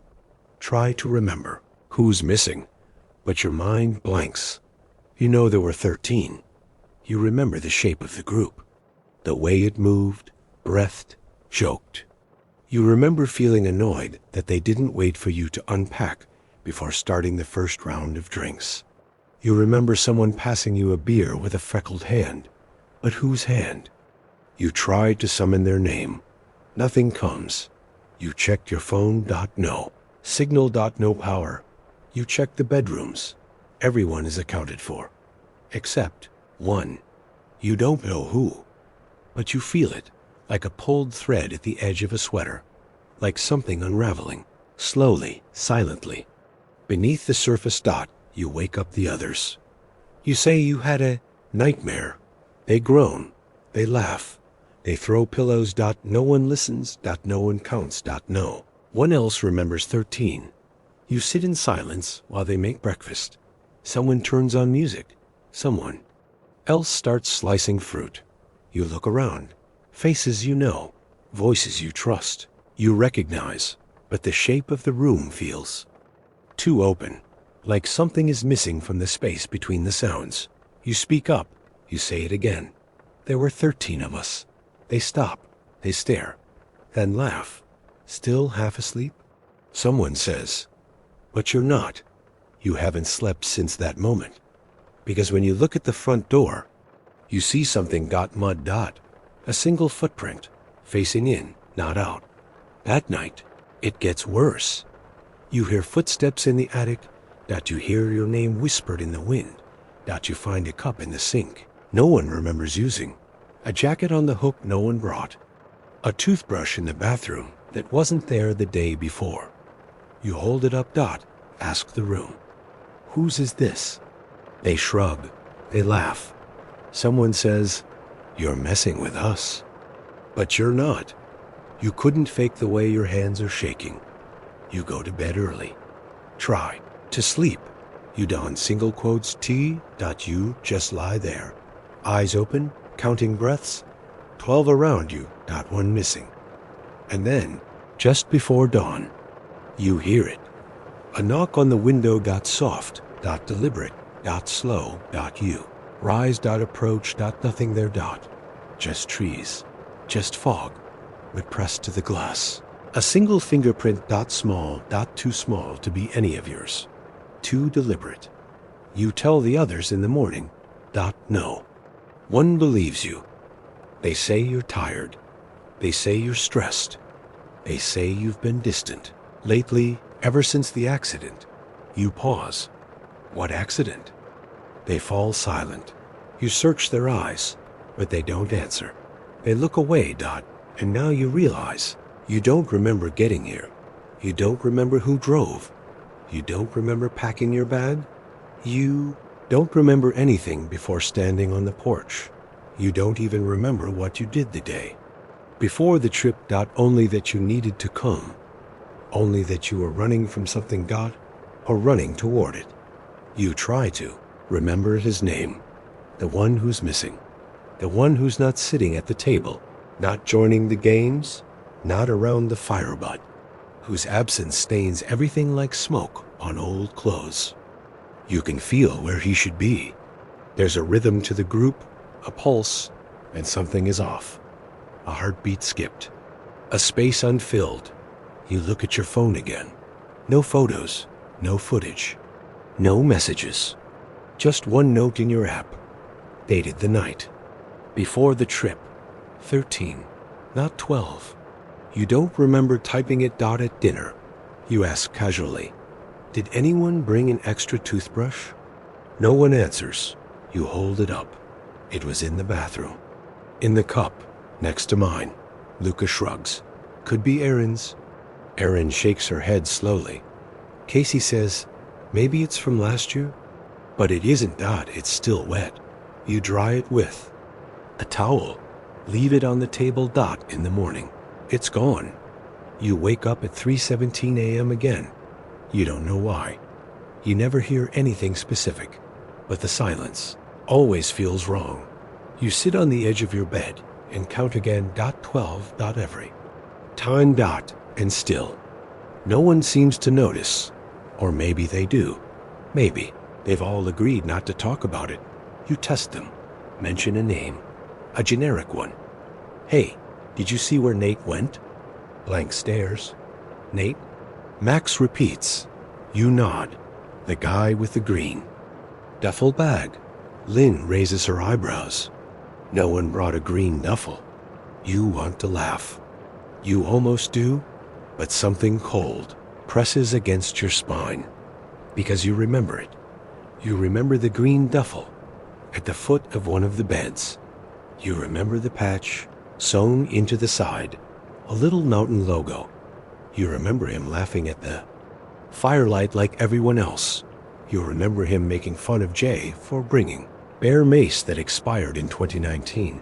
You remember the sound of his voice. But now, there's no record, nothing, no duffel, no Nate, no 13th. That night, you see something in the reflection. Not a figure, just ... A delay. A hesitation between your movement and the mirror's response. Like something inside. The glass is thinking about whether it wants to follow you or not. Then you hear a voice behind you. Calm, soft. "Do you remember me now?" You turn dot no one there, dot only your own heartbeat. And a window cracked open that you know you closed before bed. In the morning, something is different. You can feel it before you open your eyes. The house is too quiet, not just silent. Empty dot, you walk into the kitchen. The coffee pot is cold, the fire unlit. You call out dot, no one answers. Your breath catches. You check the rooms. One by one, beds made. Bags packed dot, as if no one ever slept in them. You run to the living room dot. It's untouched dot, no bottles dot, no board. Games dot, no crumbs. The fridge hums like it's trying to distract you. You grab your phone dot, still no signal. The screen flashes. For half a second, a photo appears dot, you dot, surrounded by 12 blurred faces, and one completely blacked out. You blink dot, it's gone. The screen returns to the home menu. You hear footsteps on the stairs. Relief floods you. Someone's still here. You race toward the sound dot at the top of the landing. A man dot, tall dot, head slightly down, hands limp at his sides. You call out, "Hey, thank God, where is everyone?" He lifts his head, and you freeze, because the face is almost yours, but not. Different eyes. Too much space between the lips dot, no expression. Version of you built wrong. And he doesn't speak. He just watches, then turns, walks into one of the rooms. Follow dot, the door creaks open. The room is empty dot, completely dot, dust, floating in a shaft of light dot, no. Bed dot, no window dot, no him. You stumble back, trip over your own foot, fall into the hallway dot, and suddenly the noise returns dot, voices dot, laughter dot, the smell of eggs cooking. You rush to the kitchen. They're all there dot, eating dot, smiling dot, talking like nothing happened. You open your mouth, but no one notices dot, no one looks at you. You scream dot, no sound. You reach for Jay's shoulder dot, your hand passes through like fog dot, glass memory. And that's when you hear someone whisper from the pantry, "You're not the one who woke up." You try to speak. You try again. You open your mouth and feel your throat stretch. Feel air pass through you, but no one reacts dot, no one even flinches. Jay is still sipping coffee. Casey is retelling a story he's told 3 times already. Max is checking the firewood. Erin is brushing crumbs off her pants, like she always does when she's uncomfortable. But you're not part of it dot, not anymore. Or maybe you never were. You wave a hand in front of Lynn's face. She doesn't blink. Yell. You shove the table dot, your hand passes through it like smoke dot. And the moment you realize it, really know it, something shifts. The sound drops. The cabin freezes. The air compresses. You hear wind outside, rushing like a storm just beyond the walls, but the curtains don't move. You see the firelight flicker, but there's no flame, and every one of them, all 12, slowly turn, their heads in unison toward you. They're all smiling dot, empty dot, like masks of people you thought you knew. Then, one by one, they start to speak dot, not with their voices dot, with yours. "I'm here. I never left. I was always here. I'm not the one who vanished. I'm the one who stayed." The lights flicker again. You close your eyes, and when you open them, you're outside, dot, in the woods, dot, alone, dot, barefoot. The hands are trembling, and you're holding something. Flashlight, covered in blood. You drop it. Back away dot, breathe dot, try to remember how you got here, but your mind won't form the steps dot, you turn, and the cabin is gone. You walk for hours dot, no trail dot, no sounds dot, just trees that whisper without wind dot. You find the cabin again eventually. Or a cabin dot, it looks the same, but older dot, abandoned dot, windows, shattered dot, door, unhinged dot, inside. It smells like smoke and rot. You step carefully across the warped floorboards. There's furniture, but it's wrong, all positioned toward the walls dot, as If facing the center of the room would be dangerous, you find a photograph nailed to the mantel. It's the group. All 12. Laughing. Arms around each other. You're not in the photo, but you're sure you were there. Remember being there. You remember the joke Max made just before the shutter clicked. You remember Nora elbowing Jay in the ribs.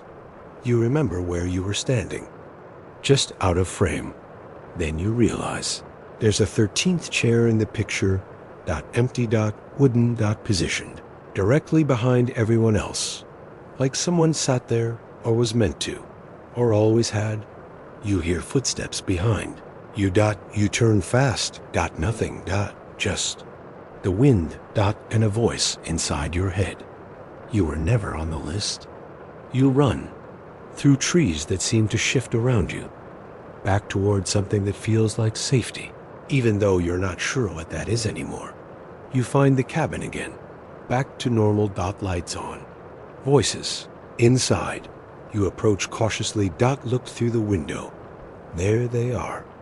12 of them. Eating. Laughing. You see your seat. Occupied. By you. Same face. Same shirt. Same scars on your knuckles. He turns, looks at you. Smiles. Then raises a glass and says something you can't hear. The others laugh. You stagger back, trip on a root, fall into the mud. And the door opens.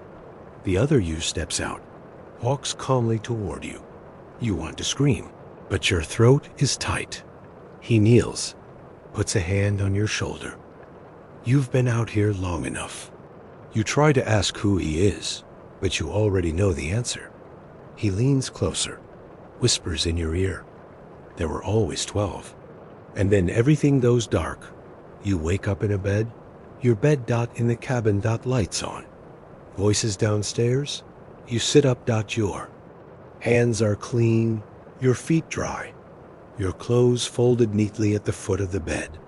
A note on top. No handwriting, just printed text. Don't ask again. You hear footsteps coming up the stairs. You lie back down. Close your eyes. Pretend you never left. You go through the motions. Wake up. Smile. Make coffee. Laugh when Casey makes a joke you don't understand. Play cards with Max and Jay.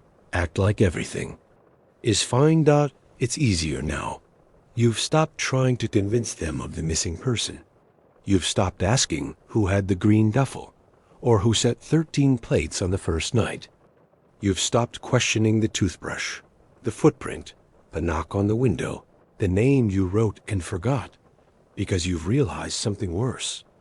They haven't forgotten anything. They just never knew. And the more you try to remember, the more the cabin shifts. Walls seem slightly further apart. Doors creak differently. You wake up on the wrong side of the bed. The window you swore faced east now opens to dense trees instead of sky. Every room carries a scent you can't name, like cedar and something beneath it. Like earth and something rotting inside it. You ask Lynn if she remembers the layout of the place. She says she does. Then she pauses and frowns. Think the fireplace used to be on the other side. You both look toward it. It's exactly where it should be. Still, you both feel it. The wrongness, the realignment. Something keeps rewriting the details. Not all at once. Little things, shifts in shadow. Photos gone from frames. A sound upstairs that no one acknowledges. You ask Jay about the night he broke the kitchen chair last year. He stares at you like you're speaking another language. There were only 12 of us last year. He says. Then adds, without thinking, there's always been 12. And that phrase hits you harder than anything else. Always. It's not just forgetting anymore. It's erasure. You begin to test the edges. You carve a notch into the wall by the bathroom door. The next day, it's gone. You scratch your initials into the back of a cabinet. Vanished. You whisper your own name in the mirror, and your mouth doesn't move. Your reflection stares at you. Ed still. Not smiling. Not mocking, dot, just wrong. Like it's waiting for the real you to leave so it can take your place. Then the cabin starts giving things back. A sock you never owned appears in your drawer. A journal you didn't bring sits on your bed. You open it, dot. It's filled with entries, dot, all in your handwriting. All signed with your name, but none of them are yours. One reads, "We buried him in the woods, but he came back anyway." Another, "She saw me last night. I smiled with his face." I don't think she noticed. The last page is blank, except for a single sentence at the top. When do I get to be real again? You tear the journal apart, dot, burn the pages. They're back the next morning, exactly as you found them. Then someone knocks on the door, dot. Raining, dot, thunder rolling in the distance. You're all in the living room when it happens. Everyone freezes, dot. It's not supposed to happen. There's no signal here, dot, no road for miles, dot, no reason for anyone to knock, dot. The knock comes.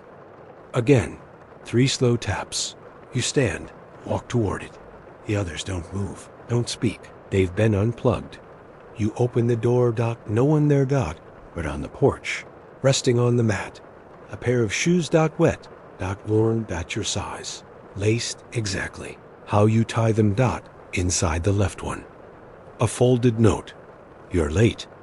You bring them inside, dot, place them in the corner, dot, no one mentions them. Not even you, because part of you knows. They've always been there. The next morning, Max is gone, dot, no goodbye, dot, no trace. His bag is still in the corner, dot, half dash packed, dot, his phone. Lies face down on the counter. You ask where he went. They look at you like you're lost. Who? Max. They exchange glances. Then Lynn says it, dot, softly, dot, slowly. There's no one named Max here. You walk to his room, dot, the door won't open, dot, no handle, dot, just flat wood, no. You kick it, dot, slam. Your shoulder into it, dot, scream, dot, the others don't follow. You grab your phone, dot, take a picture of the hallway. Look at the screen, where the door should be. Only smooth wall, dot, no scene, dot, no memory of architecture, dot. You go back to the porch.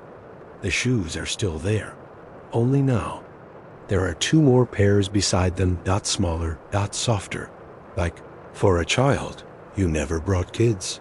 You don't have kids, but one of the pairs is still damp, dot, like it was just used. You begin to forget the others' names, dot. It starts small, dot, J becomes the tall one. Aaron becomes the one with the red sweater. You try to say Lynn's name out loud, and your mouth locks up, like the muscles have been. REPURPOSED, dot, rewritten, dot. You wake up one night, and your reflection calls you by another name. A name you don't recognize. A name that makes you cry without knowing why. You try to write your own name down. Your hand won't obey, dot, the pen moves. But nothing appears. You try again. The letters vanish. As you write, like the paper is rejecting you. Like the world is, you find a mirror behind the hallway. Cabinet, dot, cracked, dot, old, dot, but not completely broken. You drag it into your room, dot, set it against the wall, dot, at night. You sit in front of it, and you talk, dot, to yourself, dot, to the thing watching, dot, to the memory, trying to hold on, dot. You say your name until it becomes soundless. You say your name until it means nothing, dot, and then you hear it. From behind the glass, dot, from inside the mirror. A voice, yours, but not, dot, soft, dot, crooked, dot, broken. Let me back in. You stop using your name, not because you've forgotten it, not entirely, but because every time you speak it aloud, the cabin seems to change. The floor shifts. The lights buzz. The air thickens, dot. It doesn't like when you try to remember who you were, dot, so you stop trying. You let the space consume the edges of your identity. You wake up and don't check your reflection. You eat without tasting. You walk the halls as though they were always yours, and soon they are. The others look at you strangely sometimes, not with fear, not with recognition, just uncertainty. Like they can feel the replacement without knowing what was replaced. Max is never mentioned again. No one brings up the shoes on the porch, now joined by a fourth pair. Lynn disappears 2 days later. This time, no one flinches. Even you don't ask where she went. You try. Once, you walk to her room. Gone. The wall sealed. Shut again. You press your ear to the spot where the door used to be. And you hear laughter. Small. Distant. Layered with static. Like a memory. Buried beneath layers of water. You knock. A soft knock answers. From the inside. You leave. You don't go back. You begin to remember things that never happened. A game of cards with faces you don't recognize. A fireplace that was once upstairs. A song playing on an old radio that never existed. You wake up with dirt under your fingernails. There's a knife under your pillow. You don't know how it got there, but you don't question it. Because by now, the questions only lead deeper into the walls. You've learned to listen to silence. To feel when the house inhal ease. To move when the space allows. You try to write again, but the pen doesn't work. You draw lines. They vanish. You press harder. Paper bleeds, but no words remain. You open your mouth to scream, and only wind comes out. The sound of trees. Of fire dying. Of 13 footsteps becoming 12. And then, one night, they gather. Jay, Aaron, Casey, Nora. They call you by name. Not your name. A different one. The one from the mirror. The one you never told anyone. They smile. You don't. They hold hands. They begin to speak in unison. You hear your memories in their voices. Stories you've never told. Thoughts you've never shared. You try to leave. The door is gone. The windows bricked over. The fireplace gone cold. They begin to chant. Not words. Sounds. Syllables. Shaped like claws. The room stretches. The walls groan. You fall to your knees. And from beneath the floorboards, something stirs. A heartbeat. Not yours. Not human. The cabin inhales and says, "We can only hold 12. You beg. You scream. You tell it you don't know who's missing. But it does. It always did. It knew from the first step you took across the threshold. You were never supposed to wake up. It shows you. You're lying in a sleeping bag, mouth slightly open. Skin pale. Eyes still. They woke up that morning and found you cold. They screamed. They tried. CPR. They failed. They cried. They buried you behind the cabin. Quickly. Before the snow returned. They never left. They stayed. They kept returning. Every year, they laughed. They played. They tried to forget, but you never did. You stayed. Awake. While your body stayed buried. And the cabin. The cabin felt you watching. Let you back in. Not as a guest, not as a friend, but as the extra. The 13th. The one that didn't belong. The one that had to go. Again. You open your eyes. It's the first night. Everyone's around the fire. Drinks in hand. Laughing. You smile. You stand. You walk toward them. No. One looks up. You sit. No. One shifts to make room. You reach for a bottle. Your hand passes through it. You look at your feet. No shadow. And behind you, the wind whispers. Now you understand. The fire flickers. And for a moment, just one sliver of impossible time, you see yourself. Sitting on the other side of the circle. Laughing. Holding a cup. Alive. Replacing you. And the others, they never noticed. They didn't need to, because the cabin knew. It always knows. It only needs 12. Always 12. And you were just one breath too many. You return to the town with the weight of this silence in your chest. It's been 13 years. The roads are narrower than you remember. The trees taller, the light thinner. The welcome sign is still there, slightly rusted, still misspelling the town motto, a place to call Heim. You smile. You told him about that once. He thought it was funny, but no one here remembers him. Not anymore. You park by the church, walk down Main Street. The shops have changed, but not the sidewalks. You pass the corner where he used to wait for you after school. It's empty now. The air feels thinner there, like something sacred was erased. You stop at the diner. The bell above the door rings. The same way it always did. Mabel is still behind the counter. Hair grayer, face softer. She looks up and smiles, then blinks. Something behind her eyes flickers. Order coffee, and when she brings it, you ask, "Do you remember Thomas?" She pauses, long enough for the silence to become heavy. Thomas who? Thomas Hawley. Lived on Maple. Brown hair.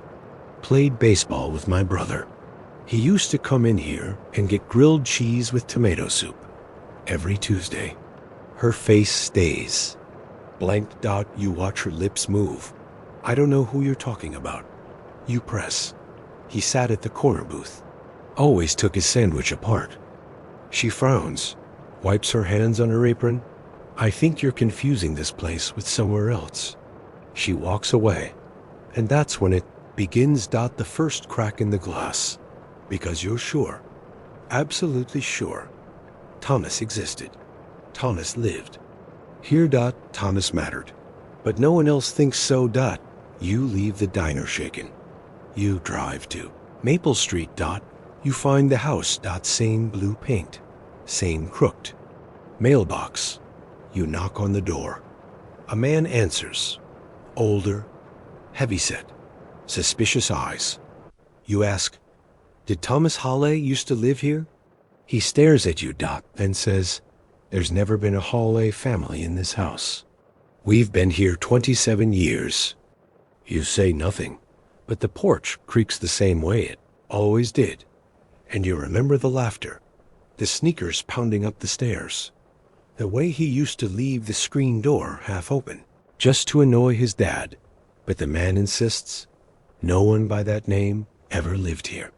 You walk away, eyes on the cracks in the sidewalk. You sit in your car for a long time, and drive back to your old street. Park in front of your parents' house. It looks smaller now. The hedge is trimmed. The treehouse gone. You walk inside. Your mother hugs you. Your father nods. The air smells like dust and safety. You eat dinner. Talk about the drive. About gas prices. About the past, lightly. Then you ask. Quietly. Casually. Do you remember Thomas Hawley? They exchange a look. Your mother speaks first. No. Should we? You laugh, unsure if it's fear or frustration. Mom, he basically lived here. We walked to school together every day. He stayed over more than I did. He broke his arm falling off our shed. She shakes her head. Your father adds, "Are you thinking of Sam?" No. Maybe Dylan? No. Thomas. He lived on Maple. He was here when you stop, because you see the way they're looking at you now. Like you've slipped. Like your memory is fog. Like you're about to say something you're not supposed to remember. You excuse yourself. You go to the basement. Pull out the old photo boxes. You flip through them. Birthday, parties. Little league. Camping. Faces, places you loved. But he's not there. Not once. There's a picture from that summer at the lake. He was there. You remember the marshmallows, the bad joke he told, the scar on his hand. But the spot where he should be, between you and your brother, is just a fold in the photo paper, a blank, a silence. You check every photo, every note, every memory captured, and he's in none of them. That night, you dream of the water tower, the one at the edge of town. You're climbing it in the dark. Each step creaks. You reach the top. He's there, facing away. You call his name. He turns. His face is wrong, not deformed, just unfinished. And he whispers, "You weren't supposed to come back." You wake up gasping, sweating. You walk to the window. The water tower is visible through the trees, but the light at the top, the one that blinks red every night, is dark. You go to the library. Dig through old yearbooks. You find the class photo from 9th grade. Your class. Your face. Your name. But he's not there. You find the page from the baseball team. You remember he was shortstop, but the photo only shows 10 boys. You count them again. Still 10. The caption says 12, but there are only 10. You show the librarian. She shrugs. That year was full of misprints. You dig deeper. Old newspapers. Obituaries. Nothing. You finally find one article with his name. A police blotter. Vandalism report. Halle Thomas. Age 16. Graffiti on train. Car. You print it out.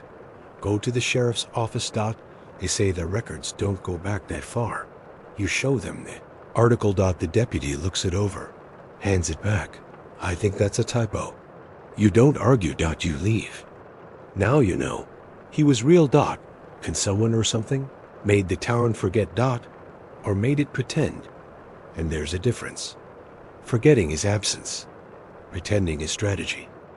You drive aimlessly, street to street, block to block, looking for something, anything that doesn't feel curated.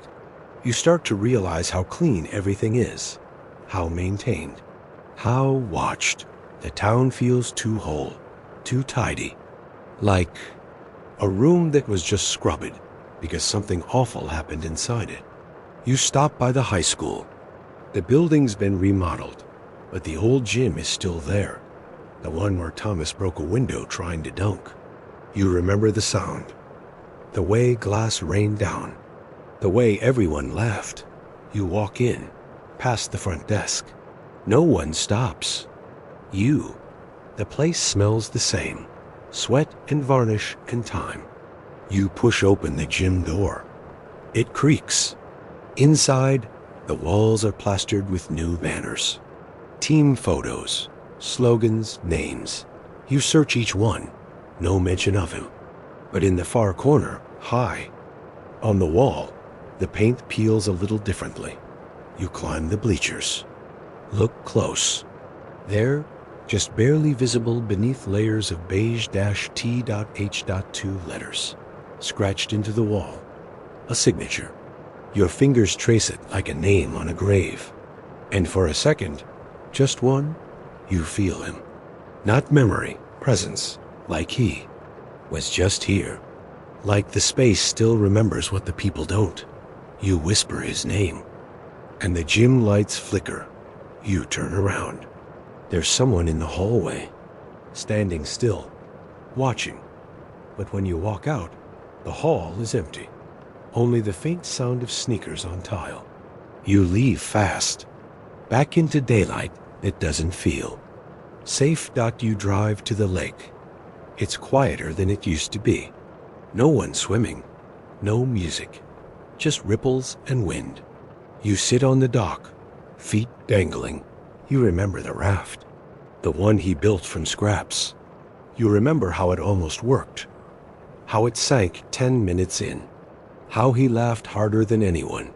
You look around, no raft, no trace, but the water laps at your shoes like it knows. And when you stand to leave, there's something carved into the dock's edge, faded, like it's been sanded and repainted again and again. But it's there, just deep enough to survive? TH plus? The question mark hurts more than anything, as if even the memory of who he was with got lost, or maybe erased. You take a picture. When you look at your phone, the image is black. Just black. You try again. Same thing. You check your gallery. Every photo from town is gone. Your last saved image is from the drive-in, a stretch of trees. The sign that said, "Welcome to Farrell." That's it. No diner, no house, no school, no initials. No proof. That night, you hear something outside your window. You're staying in your old room. The bed still creaks. The fan still wobbles. You left the window cracked for air. Now there's a sound, soft, like breathing. You sit up, look outside. There's someone standing in the backyard, tall, still, looking up. At your window, you whisper his name. Not loud, just enough. The figure turns, takes a step back, and vanishes into the dark. You grab your flashlight, sneak down the stairs, out the back door, into the grass. You shine the light toward the trees. Nothing, but the air feels different, thicker, like something's watching. You take a step forward, and your foot lands on something soft. You look down, a photo, half buried, wet. You pull it free. It's old, grainy. You, your brother, Thomas, you're all 13, holding sparklers, smiling. His arm is around your shoulder. You feel like crying. You turn it over. No date, no caption. Only the words. Not real unless someone remembers. You take it inside, wash the dirt away, let it dry. The next morning, it's gone. You search everywhere. Nothing. You ask your parents. They say you've been acting strange. They tell you you're tired. Your mother touches your forehead like you're sick. Your father asks if you've been taking anything. You try to explain. They don't listen. They just close the door, and you hear them whisper. The words are soft, but you catch 3 of them. He brought it back. You go to the church. It's quiet inside. Smells like dust and wooden. Benches. The stained glass filters the morning light into colors that don't feel natural anymore. You find the guest book in the entryway. You flip through it. Names, dates, handwriting. You go back 10 years, then 15. Finally, a name. Thomas Hawley. You stare at it. Familiar cursive. Exactly the way he used to write his T. You feel hope crack. Through the fog, you rip out the page. Fold it. Keep it close. You step back outside and see her, Mabel, the woman from the diner. She's standing at the edge of the steps, watching you. You try to greet her. She speaks first, voice low, unmoving. He's not supposed to be remembered. You stop, heart catching in your throat. What do you mean? She looks away and says, some people leave. Others get left behind, but a few get taken. She turns and walks down the street. You call after her. No response. And in her wake, a single note slips to the ground. You pick it up. It says, the town made a choice. You sit in your car for hours, staring at the paper, rereading the words, thinking about every conversation, every denial, every absence. And something clicks. It's not that they forgot. It's that they chose to forget. All at once. As if someone or something made them. You drive out to the woods, to the place where the old scout camp used to be. You haven't been there in years. The path is overgrown, but your feet know it. The air is colder here, the silence heavier. You find the clearing. The fire pit is still there, barely a ring of stones now. You sit, close your eyes. Let the wind push past your face, and you say it out loud. Thomas Hall. The wind stops. And from somewhere behind the trees, a whisper. You shouldn't have come back. You start waking up at the same time every night. 3:33, a dot always. Like a signal. Like something waiting for you to be awake. At first, it's just a sound. Soft. Humming. Almost like an engine far away. But as the nights pass, it sharpens. Becomes voices. Not loud. Just behind the wall of hearing.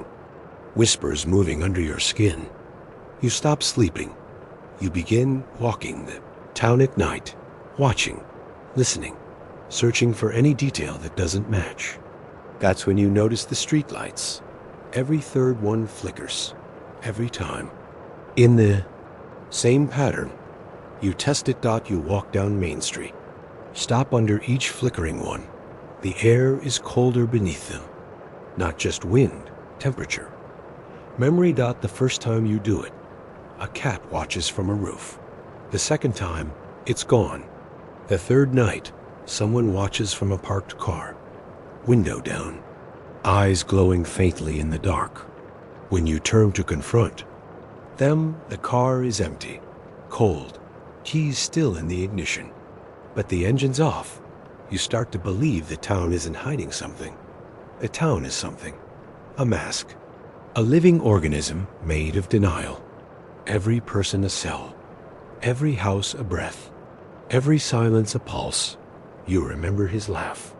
Clear as anything. And you realize it's not fading. It's getting stronger. Memory shouldn't work like that. You find yourself walking to places you haven't thought of in decades. The old train yard. The skate ramp. The tunnel beneath the overpass. In each place, you find something. A name carved in rusted metal. A photo with one face blurred. A backpack with a single page inside. If they make you forget me, make them remember what they did. You ask the librarian again, did Thomas Halley check out books here? She says no. You press. Harder. She gets nervous. Her hands shake. You ask, why is everyone afraid of his name? And she whispers, because he remembered too much? You stop breathing. What do you mean? But she backs away. Please leave. At the pharmacy, you try again. You ask for Thomas. If he ever worked there. If they've seen him. The cashier doesn't look up. She says, we don't talk about what didn't happen. Her voice is dry, hollow, like a sentence rehearsed. You say his name out loud, Thomas Hall, and the lights in the store go out. All of them. Panic erupts. A child screams. You stand still. Your phone buzzes. You check it. A message from an unknown number. Stop. You don single quotes T. You go to the lake again. The water's still. The wind silent. You sit where you used to fish together. Where he once told you about the dreams. The ones where he said the town moved when nobody was watching. That it wasn't always in the same place. You thought he was joking. But now you start to wonder if he meant something else. The town itself was reshaping to forget him. You pick up a stone, skip it across the lake. One skip, 2, 3, then nothing. The water swallows it. Too eagerly, you whisper, I won't forget. And the water ripples back. Later, you find a VHS tape at your parents' attic. Unlabeled, dusty. You plug in the old player. Static, then a home video. Kids laughing, birthday cake. You and your brother. Your dad with the camera. Then, a third boy runs into frame, face obscured. But the voice, the laugh. It's him. You rewind, pause, zoom. But in each frame, the face blurs more. As if the tape is resisting. You record it with your phone. The file corrupts. You try again. Same result. Finally, you play it one last time. And this time, the boy in the video turns to the camera and says, you shouldn't be watching this. You begin noticing the cracks, not just in memory. In reality, street signs flicker, clocks jump minutes forward. Your reflection blinks when you don't. Your parents act normal, too normal. They serve meals with practiced smiles. They ask about your job, your apartment, but never your questions. Never the name. You leave a note on the fridge. I know he was real. The next day, it's gone. In its place. Let it go. You confront them. They deny everything. Your father slams his fist on the table. He was never here. You scream. Yes, he was. Your mother begins to cry. We had no choice. That night, someone breaks into your childhood bedroom. But they don't steal anything. They leave something, a cassette tape, labeled, "Listen before the town finds out." You find an old player. Insert it. Press play. A voice crackles through Dot. It's him got older, got tired Dot. If you're hearing this, then you made it past the noise. That means they didn't erase all of you. Pause. A long breath. They got me first, not physically, but slowly, thought by thought. They started by taking away the people who believed me, then the proof, then the records. Static. They called it the agreement. That's all I know. Something happened. A choice was made. Maybe to protect the town. Maybe to protect something else. The voice shakes now. They didn't kill me. They did something worse. They made me a memory without a witness. Another pause. Don't try to save me. Save yourself. Because if they erased me, they can erase you too. Then silence. You run outside. Into the dark. Your breath fogs the air. You call his name. You scream it. But the town stays. Quiet. Too quiet. You realize then, it's not that they won't remember Dot. It's that the town needs them not to. Because something lives beneath this. Forgetting. Something. That feeds on absence. You fall to your knees. And you finally say it. I remember you. I won't stop. I can't stop. And in the distance, behind the water tower, a light flickers. One single light, got red, dot blinking dot, calling you in. You go back to the blinking red light, the one above the water tower. You climb, hands trembling, steel rungs cold against your palms. Each step echoes in your bones. When you reach the top, there's no one waiting, but there's something new carved into the metal. You were supposed to forget too. You trace the letters with your fingers. They're fresh dot, sharp dot. You turn and look down at the town. It looks still, peaceful, but you know that's a lie now. Peace is just the shape denial wears in the daylight. And tonight, denial wears your name. You descend slowly, thinking of the voice on the tape. Thomas. Older, real, breathing. Some part of him is still out there. Or was, or wants to be again. You walk back into town, past the grocery store, the school, the diner, and realize people don't look at you anymore. Like before. Now they don't look at all. They move around. You like fog around a tree, eyes sliding past your face, like your outline has already begun to blur. You test it. You bump into someone on purpose. No reaction. You speak their name. They don't hear it. You hold your hands up in front of the glass window of the bakery. Your reflection flickers. For a second, it's not you looking. Back. Then it is. But too late. You already saw it. Whatever this town did to him, it's starting to do to you. You check into the motel on the edge of town. The one by the abandoned highway exit. The clerk doesn't ask your name, just hands you a key. Room 7. You lie on the bed, staring at the ceiling. You whisper to yourself, I was here. He was here. Again and again, like a prayer against vanishing. Sleep. And dream of 13 red doors in a white hallway. You open the first. Thomas is inside, sitting, smiling, mouth stitched shut. You open the second. Your parents, frozen, eyes open, repeating the phrase, let it go, over and over, like a scratched record. The third door, the mayor of the town, weeping silently while shredding birth certificates into ash. The fourth, Mabel, the diner waitress, carving Thomas's name into her arm and watching it vanish. You stop at the fifth. The handle burns your hand. You wake up screaming, and your motel room isn't the same. Your suitcase is missing. The mirror is cracked. Your shoes soaked with lake water. You haven't been to the lake in days. Have you? You go back to the library. The door is locked, but the lights are on. You pound on the glass. No one answers. You circle to the back. Find the emergency door ajar. Inside. The shelves are different. Rearranged. Books missing. And in the center of the room, the librarian sits in the dark, eyes open, not blinking. A tape recorder on the table. You press play. Her voice. He's not gone. He's just waiting. Pause. We made a deal. The town in exchange for the memory. Keep it quiet. Keep it safe. No graves. No stories. No ghosts. Then static. Then your name. Whispered. Once. You are part of it too. You drop the recorder. Step back. The librarian doesn't move. You leave the building shaking. You decide to drive to the next town. To escape the gravity.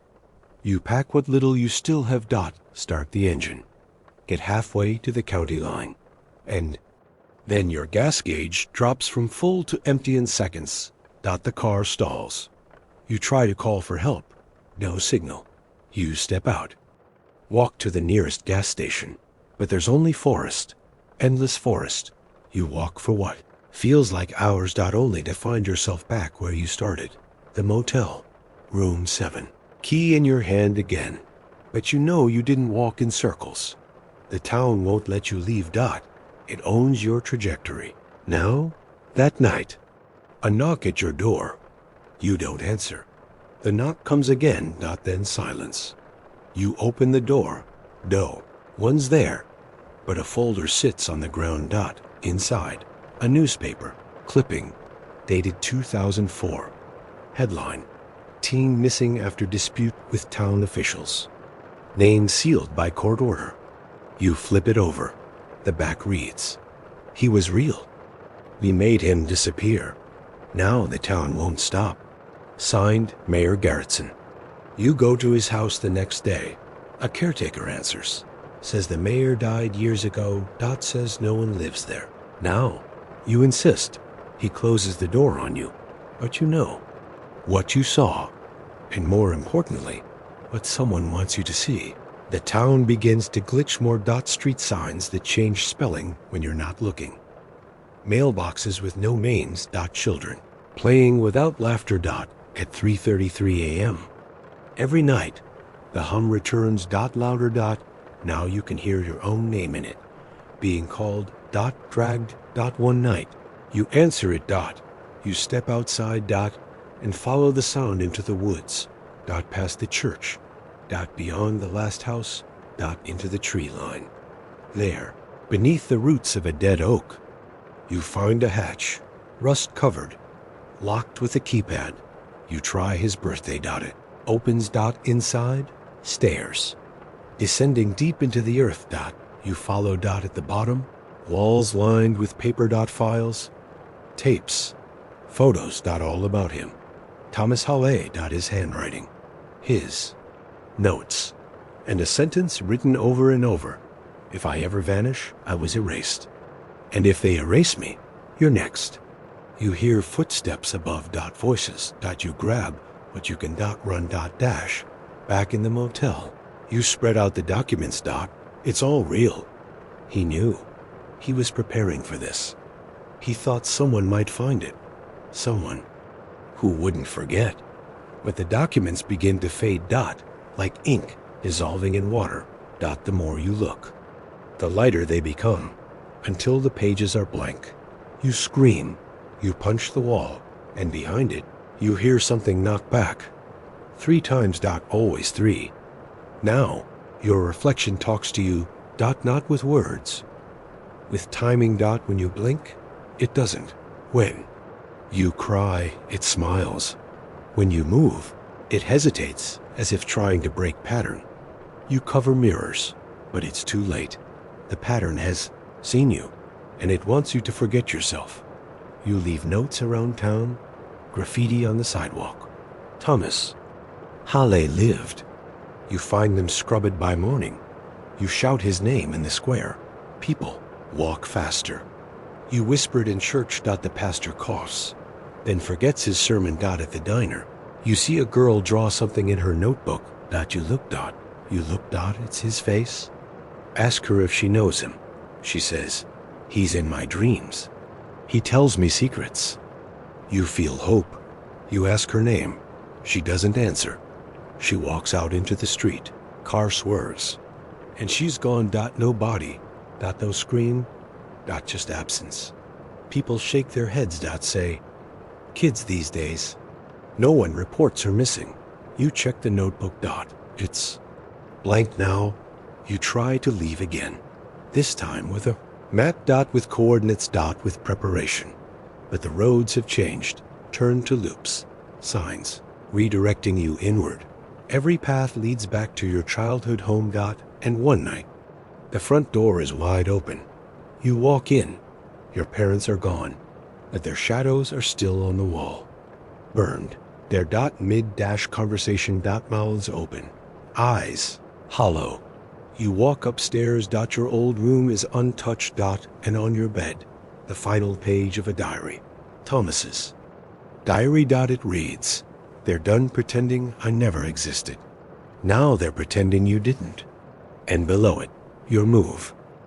The diary page doesn't leave your hand. You sleep with it folded in your pocket. You wake up with it pressed to your chest. You read it again and again, expecting the words to fade. They don't, but something else does. Your phone stops recognizing. Your fingerprint. Your reflection becomes slower. You tried to call someone outside town. A cousin. A college friend. The call rings, but no one remembers you. Not your voice. Not your name. One says, wrong number. Another says, who is this? Your own voicemail greets you like a stranger. You visit the police. You shout about disappearances. You demand an investigation. They write on a clipboard that doesn't exist. You watch their pens move over air. You scream, and they nod. You cry, and they smile. You ask them to repeat what you said. They say, you haven't said anything. You leave shaking. Dot, your footsteps echo differently. Dot, as if the pavement has forgotten your weight. You try one last thing. You gather what evidence remains. Crumbling photos, warped recordings, notebook scraps. You digitize it. You upload it. You send it to a server outside the town. You press submit. Dot, it buffers. Dot, fails. Dot, you try again. Dot, fails. Dot, you try to print. The printer spits out blank sheets. You try to write his name with ink. The pen breaks. You type it. Dot, the letters vanish. As you type them, you shout it aloud. Your own throat closes for a moment, like your body is betraying you. You fall to your knees, and you understand now. It's not just about him. Dot. It's about the idea of him. Dot. It's about memory with no anchor. Dot, about truth with no audience. Dot, you are the last witness, and the town wants witnesses to be extinct. You go to the church. Dot, for prayer, for confrontation. You enter the basement. Behind the altar, and there's a door. You open it. A staircase leads down. Follow. Candles line the walls. Old, melting slow. Dot, in the center. A circle of chairs. 12 people. Eyes closed. Mouths moving. Dot, whispers in rhythm. You step forward. They don't move. You scream. You lied. You erased him. No answer. You walk to the center. Dot, drop the diary page. Dot, it flutters to the floor. Dot, burns. Without flame. Dot, gone. Dot, and then they open their eyes. All at once. They speak in unison. The town is sacred. The town forgets. The town survives. You say, not this time. You take your phone. Dot, record. Dot, their voices distort. Your screen flickers. Your camera shuts off. 13th chair appears behind you. Dot, empty. Dot, waiting. Dot, you step back. Dot, run. Dot, back at the motel. Room 7 looks different. Dot, it has no bed, just a mirror. And on the mirror, written in breath, if they erase you, make sure someone remembers. You pick up a marker. You write your name. The mirror absorbs it. You write his. Dot, the mirror Cracks. You smile. A voice behind you. Good? You turn. No one there. You walk into town. One last time, you knock on doors. You scream his name in the square. You leave notes. You set fire to the school. Files. The town watches. Silent. Not angry. Pitying. As if mourning your shape in advance. At midnight. You stand on the bridge. The wind picks up. The lake ripples. You whisper, I am the memory now. And the wind answers, not for long. When morning comes, the town wakes. The sun rises. Birds chirp. People stretch, drink coffee, read papers. Your name is not in them. Your room is empty. Room 7 doesn't exist. The gas station was never there. The motel has no record. No one remembers screaming. The town is clean. Perfect. At peace. And down by the lake, where fog never lifts. A boy walks alone. He hums. He laughs. And he writes a name in the sand. It vanishes with the tide. But the boy does not stop. Because somewhere, in the deep echo of forgetting, someone almost remembered. And sometimes, almost is enough to begin again. I always thought I was an only child. That fact was never in question. No siblings, no cousins close enough to pretend otherwise. No surprise half-brothers or sisters lurking in the background. It was just me and my mom. Always had been. But then, about 3 weeks ago, something changed. It started with a voice. I was at home. It was late, maybe past midnight. I had fallen asleep on the couch watching something forgettable on TV. The static hum was the only thing keeping the darkness from swallowing the room. And then I heard it. A girl's voice, whispering, Tommy ... I blinked myself awake. The television still buzzed, its screen casting pale light against the far wall. My phone was off. The apartment was silent, or should have been. But again, the voice, Tommy ... I'm cold. It came from the hallway, near my bedroom. At first, I thought it might have been a dream. The kind that lingers after you wake up, making the air feel heavier, like you're still halfway between worlds. I got up, walked cautiously toward the hallway, flipped the light on. Empty. The next morning, I brushed it off. I had a rough week. Deadlines, no sleep, stress-induced nonsense. That kind of thing happens when your brain is fried. But that night, it came back. I had just turned off the lights and slipped under my blanket when I heard it again. This time louder. Tommy ... Don't forget me again. This time I sat up. Who the hell was that? I got up, turned on every light in the apartment. Nothing. I even checked the locks on the doors and windows. Still nothing. But something gnawed at me. Not just fear. Something else. Guilt. A strange, misplaced guilt I couldn't explain. That's when I found the photograph. It was on the kitchen table. I hadn't put it there? A worn-out Polaroid. The kind that fades around the edges, of a little girl and a boy, maybe 6 or 7 years old, holding hands in front of a swing set. The boy looked like me, but I didn't remember that picture. I didn't remember the girl at all. Scrawled in red ink on the back. Tommy and Clara. Summer 98. Clara? I flipped the photo back and stared at the girl's face. Long black hair, pale skin, a small scar above her left eyebrow. I had never seen her in my life, but the moment I looked into her eyes, even in the photo, I felt something deep inside me twist. Later that day, I called my mom, asked her about the picture. Silence on the line. Then she said, I don't know what you're talking about. I told her about the girl, the photo, the handwriting, more silence. Then something even stranger. I don't think we should talk about this. Click. She hung up. That was when I knew something was deeply wrong.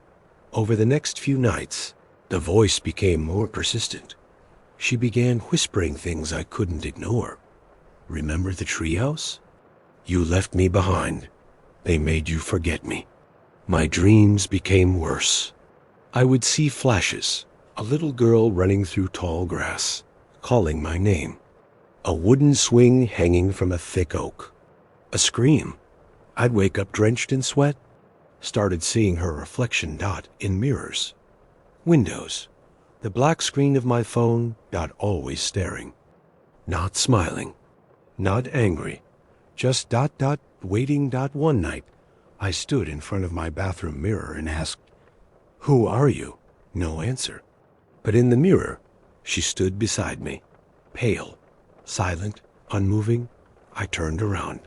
No one there. That was the night. I started locking the bathroom door. Even when I was alone, the apartment grew colder. I stopped sleeping. My appetite vanished. I called out of work, told them I was sick. I couldn't explain that I was being haunted by someone who said she was my sister, but that's exactly what she said. The night she finally appeared, I was lying on my bed, lights off, exhausted from fear. She stood at the foot of my bed, a young girl, maybe 10, in an old, faded dress, dirty bare feet, hair down to her waist. Her voice was soft, barely audible. "I'm Clara, your sister." I couldn't move. My body froze. My breath caught in my throat. "I've been trying to come back," she said. "But you keep forgetting me." I tried to speak. I wanted to tell her I didn't know her, that I never had a sister. But when I opened my mouth, I heard myself say something else. "I'm sorry." Why did I say that? She stepped closer. "You promised you'd come back for me." My mind burned with confusion. "I don't remember," I said. She just smiled. A sad, broken smile. "They made sure you wouldn't." I sat up. "Who?" She didn't answer, just turned away, walked down the hallway, disappeared. That was the first night I truly feared I was losing my mind. But it was just the beginning, because the next day, I found something worse in a dusty shoebox in the back of my closet.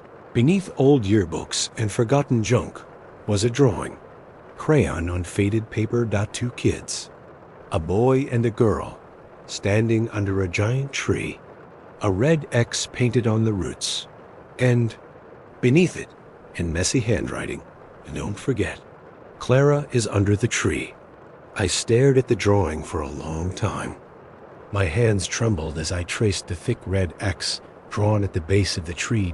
Clara is under the tree. What the hell did that mean? I couldn't remember ever drawing something like that, but the handwriting was familiar.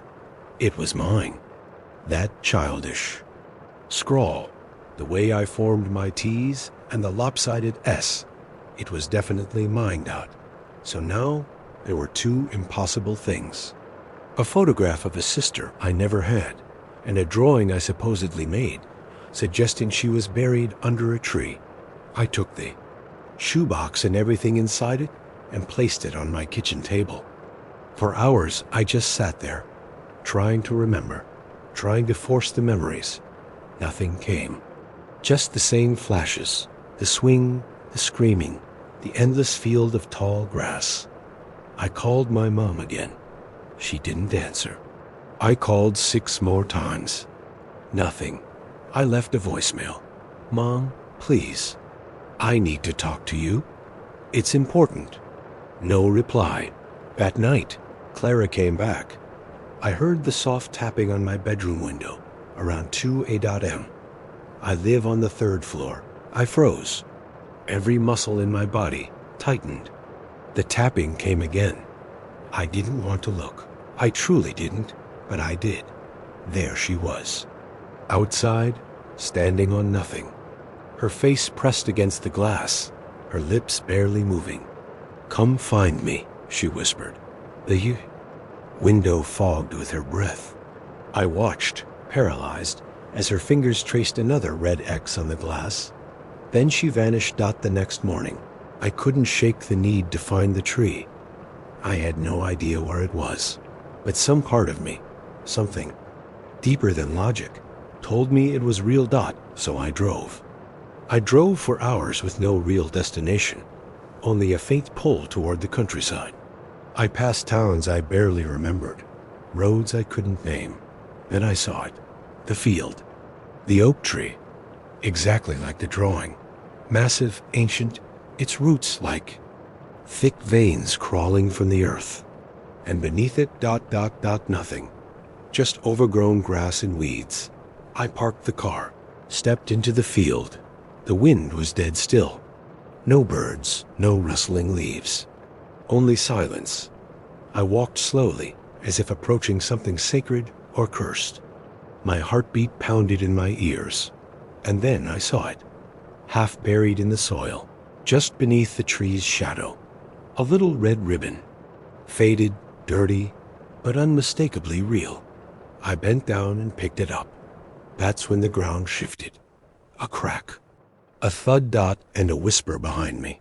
You're close. I turned around. Nothing, but my chest felt heavy, like something remembered me. I knelt again and started digging. I didn't bring a shovel, just used my hands. After about 15 minutes, my fingers scraped something hard. Wood, old, rotten. I dug faster. My hands were bleeding. I uncovered what looked like a lid to a box, maybe, or a small coffin. Hesitated. My breath caught. Then I heard it, Dot, from inside the box. 3 knocks. I fell backward, heart racing. The box didn't move, but the knocks were real. I didn't open it. I couldn't. Something inside me screamed not to. I covered it back up, threw the dirt over it, shoved the ribbon deep into my pocket, and ran back to my car. I drove home, hands shaking the entire time. That night, Clara didn't appear. The silence was worse. It lasted for 3 days. No dreams. No voices. No tapping. I began to wonder if I'd imagined all of it. If maybe this was some kind of breakdown. But then, something new happened. I got a letter in the mail. No return address. Just my name, printed in neat block letters. Inside, a single sheet of paper. Do you remember what you did? No signature. No. Explanation. I read it over and over again. Do you remember what you did? I didn't. That was the problem. I wanted to believe I hadn't done anything. That Clara was a ghost, a delusion, anything but a real person. But the evidence was mounting. That night, I decided to visit my mother. When I arrived, she was sitting on the porch, smoking, something she hadn't done in years. Her eyes were red. You shouldn't be here, she said. I ignored it. I need to ask you something. About Clara. She flinched. I don't know who that is. Stop lying, I snapped. I saw the photo, the drawing. I found the tree. She looked at me. Really looked for the first time in years. And then she said something that broke me. We weren't supposed to talk about her. Who? I asked, even though I already knew. Clara, she whispered. Your twin sister. The world stopped. Twin? My stomach turned. She died, my mom said, when you were 8. We were told to erase her. You didn't take it well. I don't remember her, I said. You weren't meant to. What do you mean, we were told? She looked away. There was someone, a doctor, a man who came after the accident. He said the trauma would destroy you unless we removed all traces of her, that we had to pretend she never existed. What kind of doctor does that? I asked, my voice shaking. She said nothing, just stood up and went inside, closing the door behind her. That night, I dreamed of fire. Clara was screaming. I stood outside a burning treehouse, unable to move. She was inside, calling my name, and I turned away. I always thought I was an only child. That fact was never in question. No siblings, no cousins close enough to pretend otherwise. No surprise half-brothers or sisters lurking in the background. It was just me and my mom. Always had been. But then, about 3 weeks ago, something changed. It started with a voice. I was at home. It was late, maybe past midnight. I had fallen asleep on the couch watching something forgettable on TV. The static hum was the only thing keeping the darkness from swallowing the room. And then I heard it. A girl's voice, whispering, Tommy ... I blinked myself awake. The television still buzzed, its screen casting pale light against the far wall. My phone was off. The apartment was silent, or should have been. But again, the voice, Tommy ... I'm cold. It came from the hallway, near my bedroom. At first, I thought it might have been a dream. The kind that lingers after you wake up, making the air feel heavier, like you're still halfway between worlds. I got up, walked cautiously toward the hallway, flipped the light on empty. The next morning, I brushed it off. I had a rough week. Deadlines, no sleep, stress-induced nonsense. That kind of thing happens when your brain is fried. But that night, it came back. I had just turned off the lights and slipped under my blanket when I heard it again. This time louder. Tommy ... Don't forget me again. This time I sat up. Who the hell was that? I got up, turned on every light in the apartment. Nothing. I even checked the locks on the doors and windows. Still nothing. But something gnawed at me. Not just fear. Something else. Guilt. A strange, misplaced guilt I couldn't explain. That's when I found the photograph. It was on the kitchen table. I hadn't put it there? A worn-out Polaroid. The kind that fades around the edges, of a little girl and a boy, maybe 6 or 7 years old, holding hands in front of a swing set. The boy looked like me, but I didn't remember that picture. I didn't remember the girl at all. Scrawled in red ink on the back. Tommy and Clara. Summer '98. Clara? I flipped the photo back and stared at the girl's face.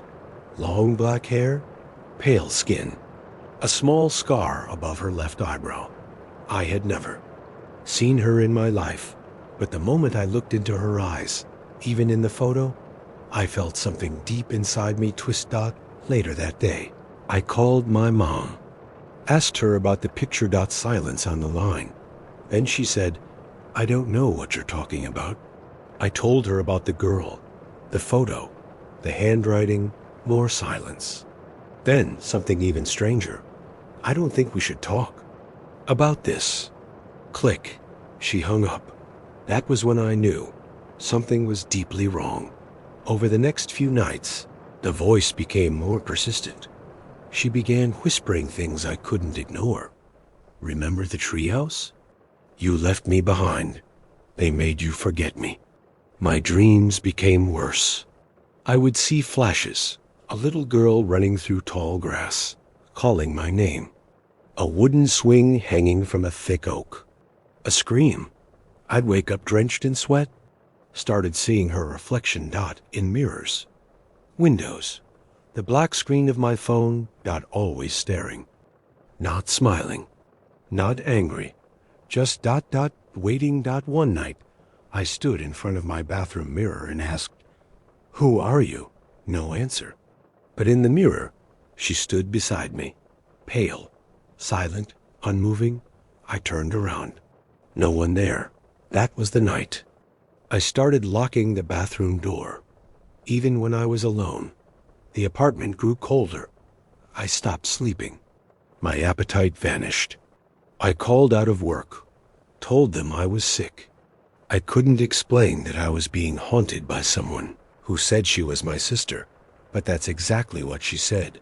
The night she finally appeared, I was lying on my bed, lights off, exhausted from fear. She stood at the foot of my bed, a young girl, maybe 10, in an old, faded dress, dirty bare feet, hair down to her waist. Her voice was soft, barely audible. I'm Clara, your sister. I couldn't move. My body froze. My breath caught in my throat. "I've been trying to come back," she said. "But you keep forgetting me." I tried to speak. I wanted to tell her I didn't know her, that I never had a sister. But when I opened my mouth, I heard myself say something else. "I'm sorry." Why did I say that? She stepped closer. "You promised you'd come back for me." My mind burned with confusion. "I don't remember," I said. She just smiled. A sad, broken smile. "They made sure you wouldn't." I sat up. "Who?" She didn't answer, just turned away, walked down the hallway, disappeared. That was the first night I truly feared I was losing my mind. But it was just the beginning, because the next day, I found something worse. In a dusty shoebox in the back of my closet, beneath old yearbooks and forgotten junk, was a drawing, crayon on faded paper. Two kids, a boy and a girl, standing under a giant tree, a red X painted on the roots, and beneath it, in messy handwriting, "Don't forget, Clara is under the tree." I stared at the drawing for a long time.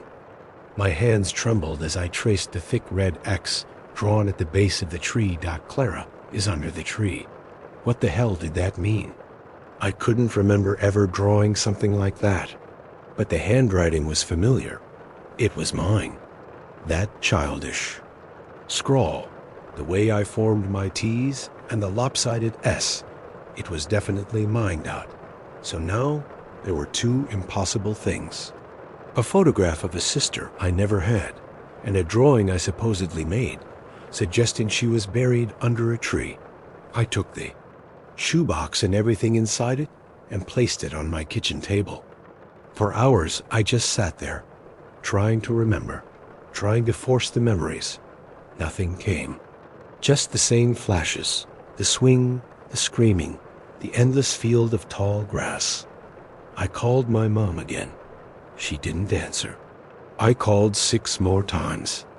Nothing. I left a voicemail. "Mom, please. I need to talk to you. It's important." No reply. That night, Clara came back. I heard the soft tapping on my bedroom window around 2 a.m. I live on the 3rd floor. I froze. Every muscle in my body tightened. The tapping came again. I didn't want to look. I truly didn't, but I did. There she was. Outside, standing on nothing. Her face pressed against the glass, her lips barely moving. "Come find me," she whispered. The window fogged with her breath. I watched, paralyzed, as her fingers traced another red X on the glass. Then she vanished. The next morning, I couldn't shake the need to find the tree. I had no idea where it was, but some part of me, something deeper than logic, told me it was real. So I drove. I drove for hours with no real destination, only a faint pull toward the countryside. I passed towns I barely remembered, roads I couldn't name. Then I saw it, the field, the oak tree, exactly like the drawing, massive, ancient, its roots like thick veins crawling from the earth, and beneath it, nothing, just overgrown grass and weeds. I parked the car, stepped into the field. The wind was dead still. No birds, no rustling leaves, only silence. I walked slowly, as if approaching something sacred or cursed. My heartbeat pounded in my ears, and then I saw it, half buried in the soil, just beneath the tree's shadow. A little red ribbon, faded, dirty, but unmistakably real. I bent down and picked it up. That's when the ground shifted. A crack, a thud, and a whisper behind me. "You're close." I turned around. Nothing, but my chest felt heavy, like something remembered me. I knelt again and started digging. I didn't bring a shovel, just used my hands. After about 15 minutes, my fingers scraped something hard. Wood. Old. Rotten. I dug faster. My hands were bleeding. I uncovered what looked like a lid to a box, maybe, or a small coffin. Hesitated. My breath caught. Then I heard it dot from inside the box, dot 3 knocks. I fell backward, heart racing. The box didn't move, but the knocks were real. I didn't open it. I couldn't. Something inside me screamed not to. I covered it back up, threw the dirt over it, shoved the ribbon deep into my pocket, and ran back to my car. I drove home, hands shaking the entire time. That night, Clara didn't appear. The silence was worse. It lasted for 3 days. No dreams. No voices. No tapping. I began to wonder if I'd imagined all of it. If maybe this was some kind of breakdown. But then, something new happened. I got a letter in the mail. No return address. Just my name, printed in neat block letters. Inside, a single sheet of paper. Do you remember what you did? No signature. No. Explanation. I read it over and over again. Do you remember what you did? I didn't. That was the problem. I wanted to believe I hadn't done anything. That Clara was a ghost, a delusion, anything but a real person. But the evidence was mounting. That night, I decided to visit my mother. When I arrived, she was sitting on the porch, smoking, something she hadn't done in years. Her eyes were red. You shouldn't be here, she said. I ignored it. I need to ask you something. About Clara. She flinched. I don't know who that is. Stop lying, I snapped. I saw the photo, the drawing. I found the tree. She looked at me. Really looked for the first time in years. And then she said something that broke me. We weren't supposed to talk about her. Who? I asked, even though I already knew. Clara, she whispered. Your twin sister. The world stopped. Twin? My stomach turned. She died, my mom said, when you were 8. We were told to erase her. You didn't take it well. I don't remember her, I said. You weren't meant to. What do you mean, we were told? She looked away. There was someone, a doctor, a man who came after the accident. He said the trauma would destroy you unless we removed all traces of her, that we had to pretend she never existed. What kind of doctor does that? I asked, my voice shaking. She said nothing, just stood up and went inside, closing the door behind her. That night, I dreamed of fire. Clara was screaming. I stood outside a burning treehouse, unable to move.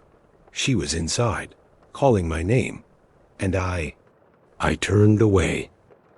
I woke up with a scar I didn't recognize. A long curved line across the left side of my abdomen, healed, faintly raised. Not new, but not old enough that I'd simply forgotten it.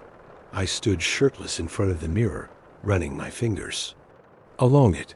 I didn't remember any surgery, no accident, no trauma.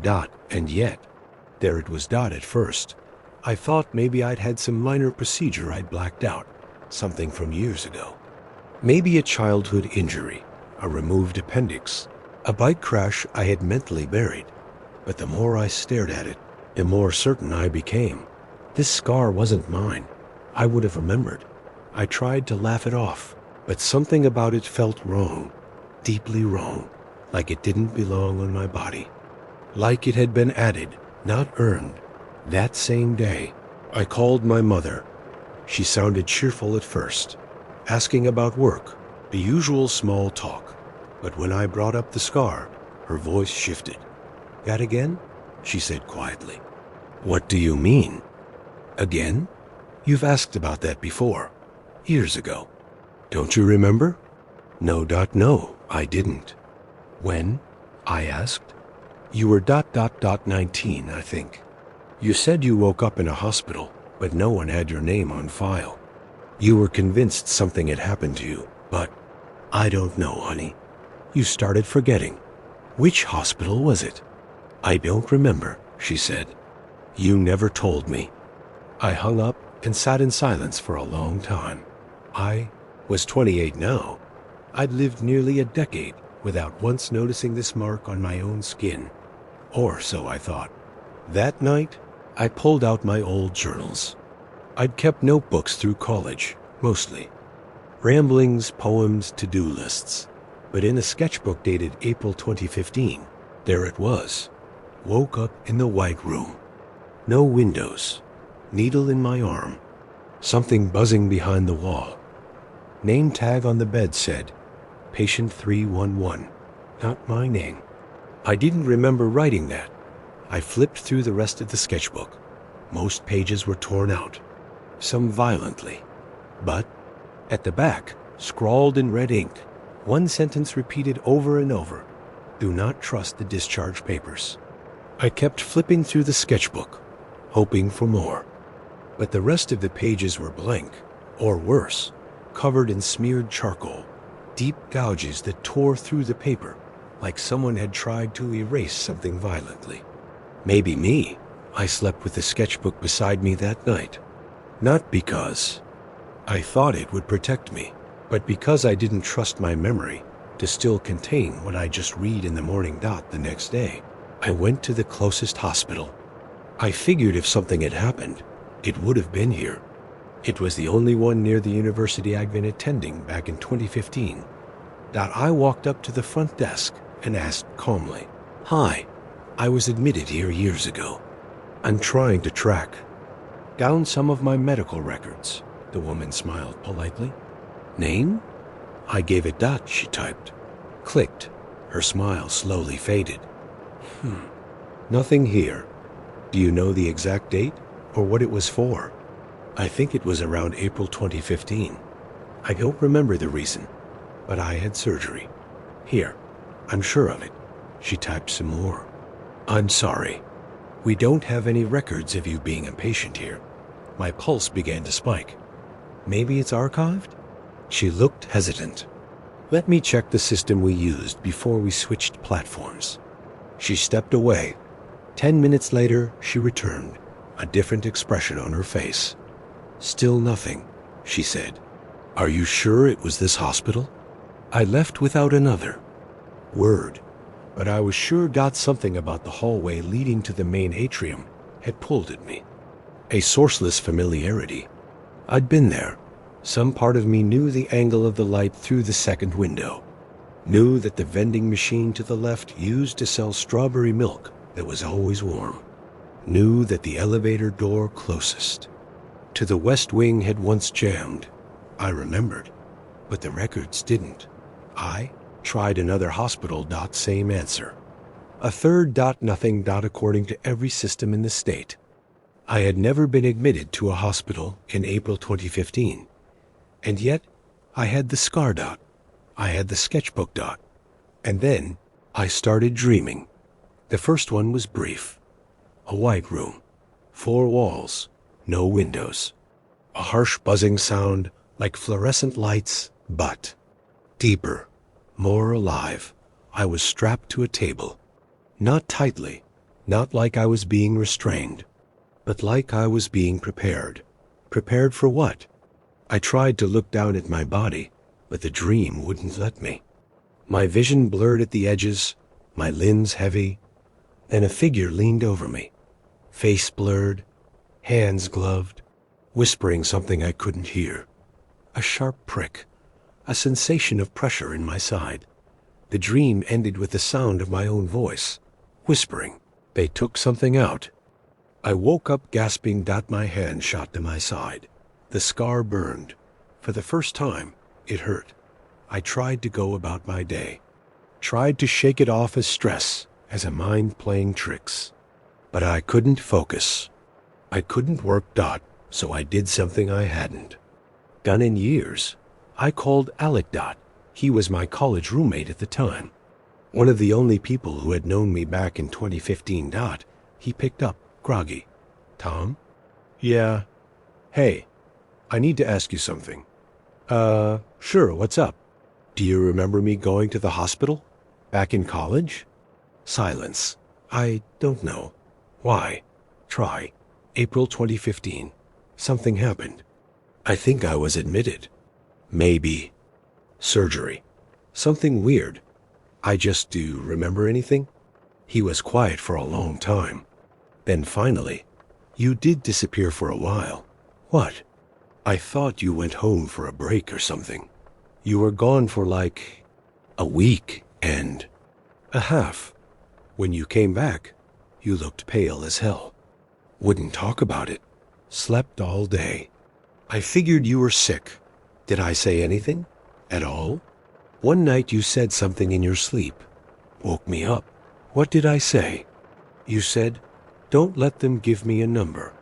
My skin went cold. Do you remember where I went? No, Alex said. But ... you left a note. What note? You told me to burn it. Said if I ever found it again, it meant something went wrong. I didn't breathe, but I didn't burn it. You still have it? Yeah. You want me to send a pic? No, I'm coming over. Alec lived 2 cities away. I drove all night. When I got there, he didn't say a word. Just handed me a wrinkled envelope from an old shoebox. My name was written on the front in my handwriting. Inside, a single sheet of paper. If you're reading this, it means the blocks are breaking. They tried to cut it out. It grew back. The hospital doesn't exist anymore, but they do. Don't go to sleep. Don't go back. You were never patient 311. You were patient 0. My mouth went dry. I looked up at Alec. What the hell does this mean? He looked just as scared as I felt. I don't know, man. But when you came back that week, you weren't you. Not for a long time. I left Alec's place just after midnight. I drove without music, without thought. The road ahead was empty, but my mind was full of things I couldn't piece together and things I didn't want to. Patient 0. The phrase clung to me like oil, heavy, impossible to wash away. I kept thinking about the dream, the white room, the number 311, but now it made sense. Not a patient number, a misdirection, a disguise.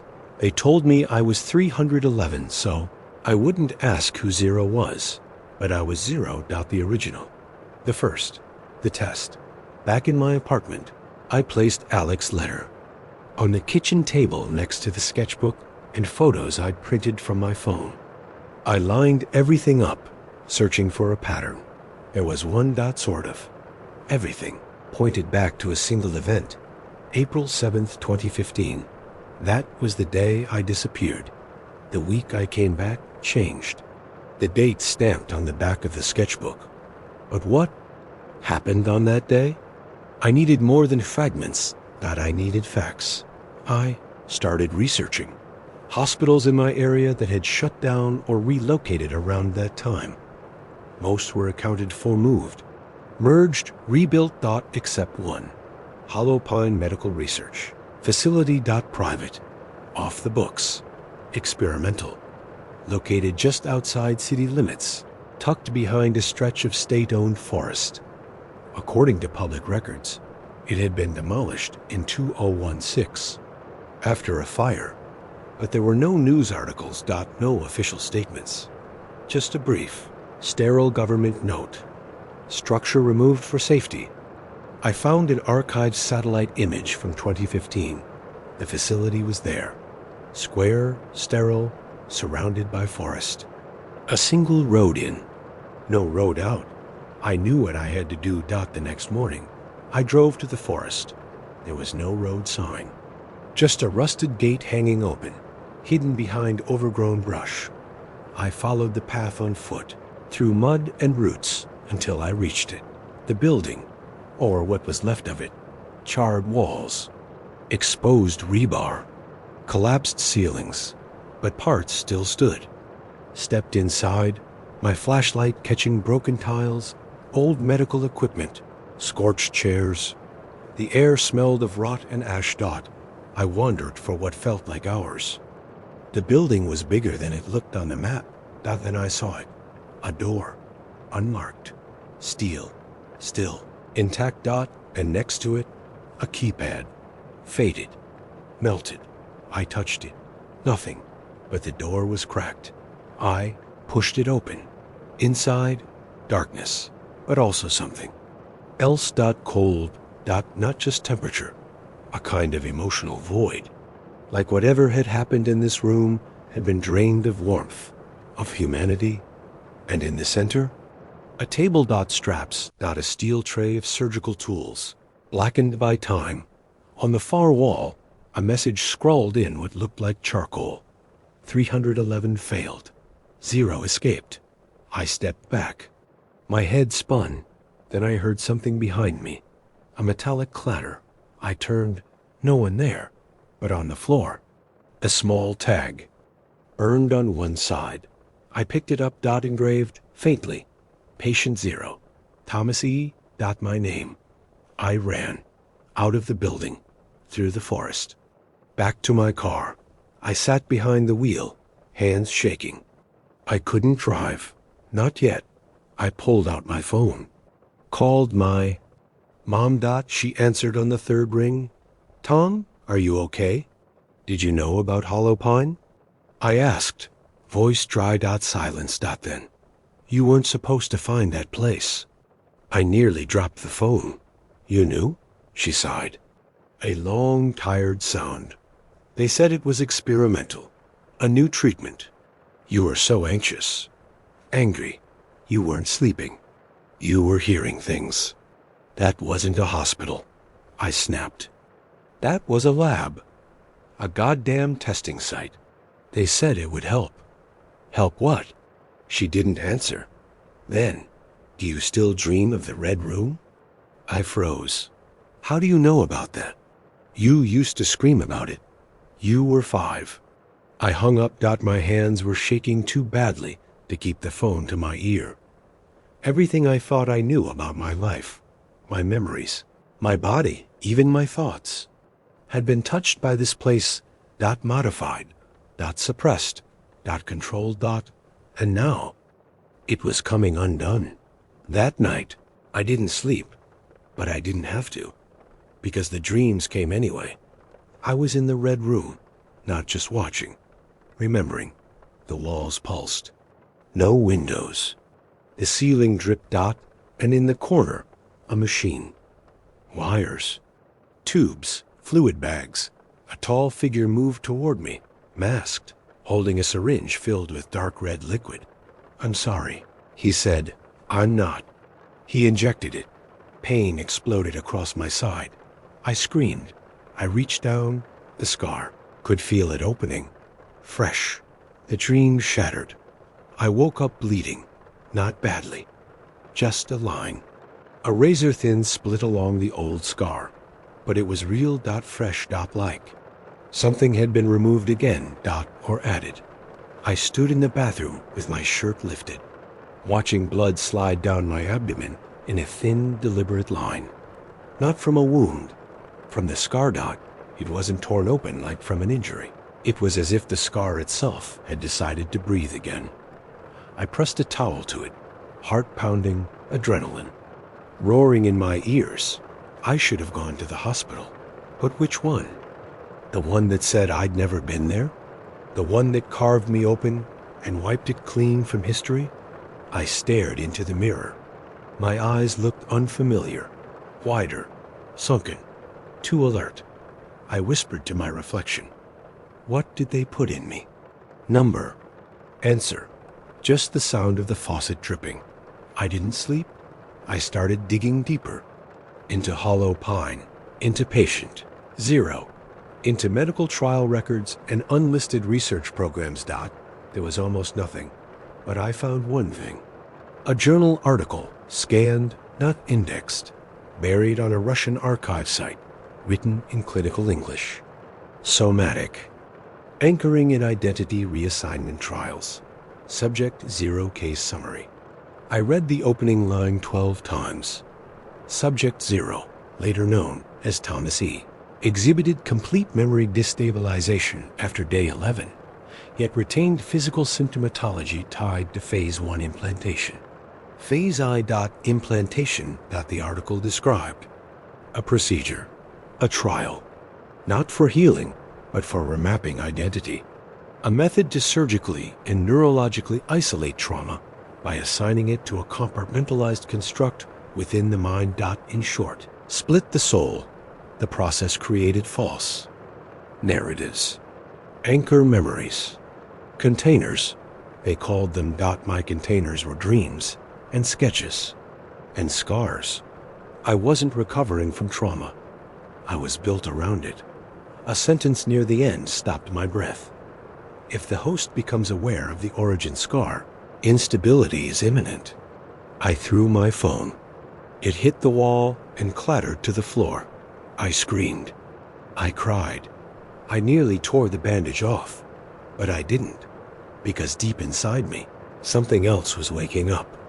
A memory that didn't belong to the man I thought I was. The next day, a letter arrived. No return address. Inside. A single photograph. Black dash and dash white. Blurry. A child, maybe 3 years old, in a hospital bed. Tubes in his arms. Eyes closed. Written in red ink across the bottom. Before they renamed you. On the back, coordinates. I entered them into my phone. They led to an address 3 hours north. An old, closed-down children's care facility. Packed a bag, left my phone. Took only a disposable camera and a flashlight. I didn't know what I was looking for anymore, but I knew I had to see it. The building was silent. Not abandoned, but sealed, like no one had dared touch it since the last child left. I broke in through a rear entrance. The lock had rusted off. The air was stale. The smell of ammonia clung to the floor tiles. I wandered through classrooms, dormitories, therapy rooms. Every hallway felt like a place I had walked through in a dream. Then I found it, the medical wing.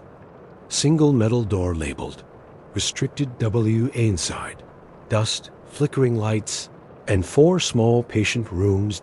Each with a nameplate. But only one had a name scratched out violently.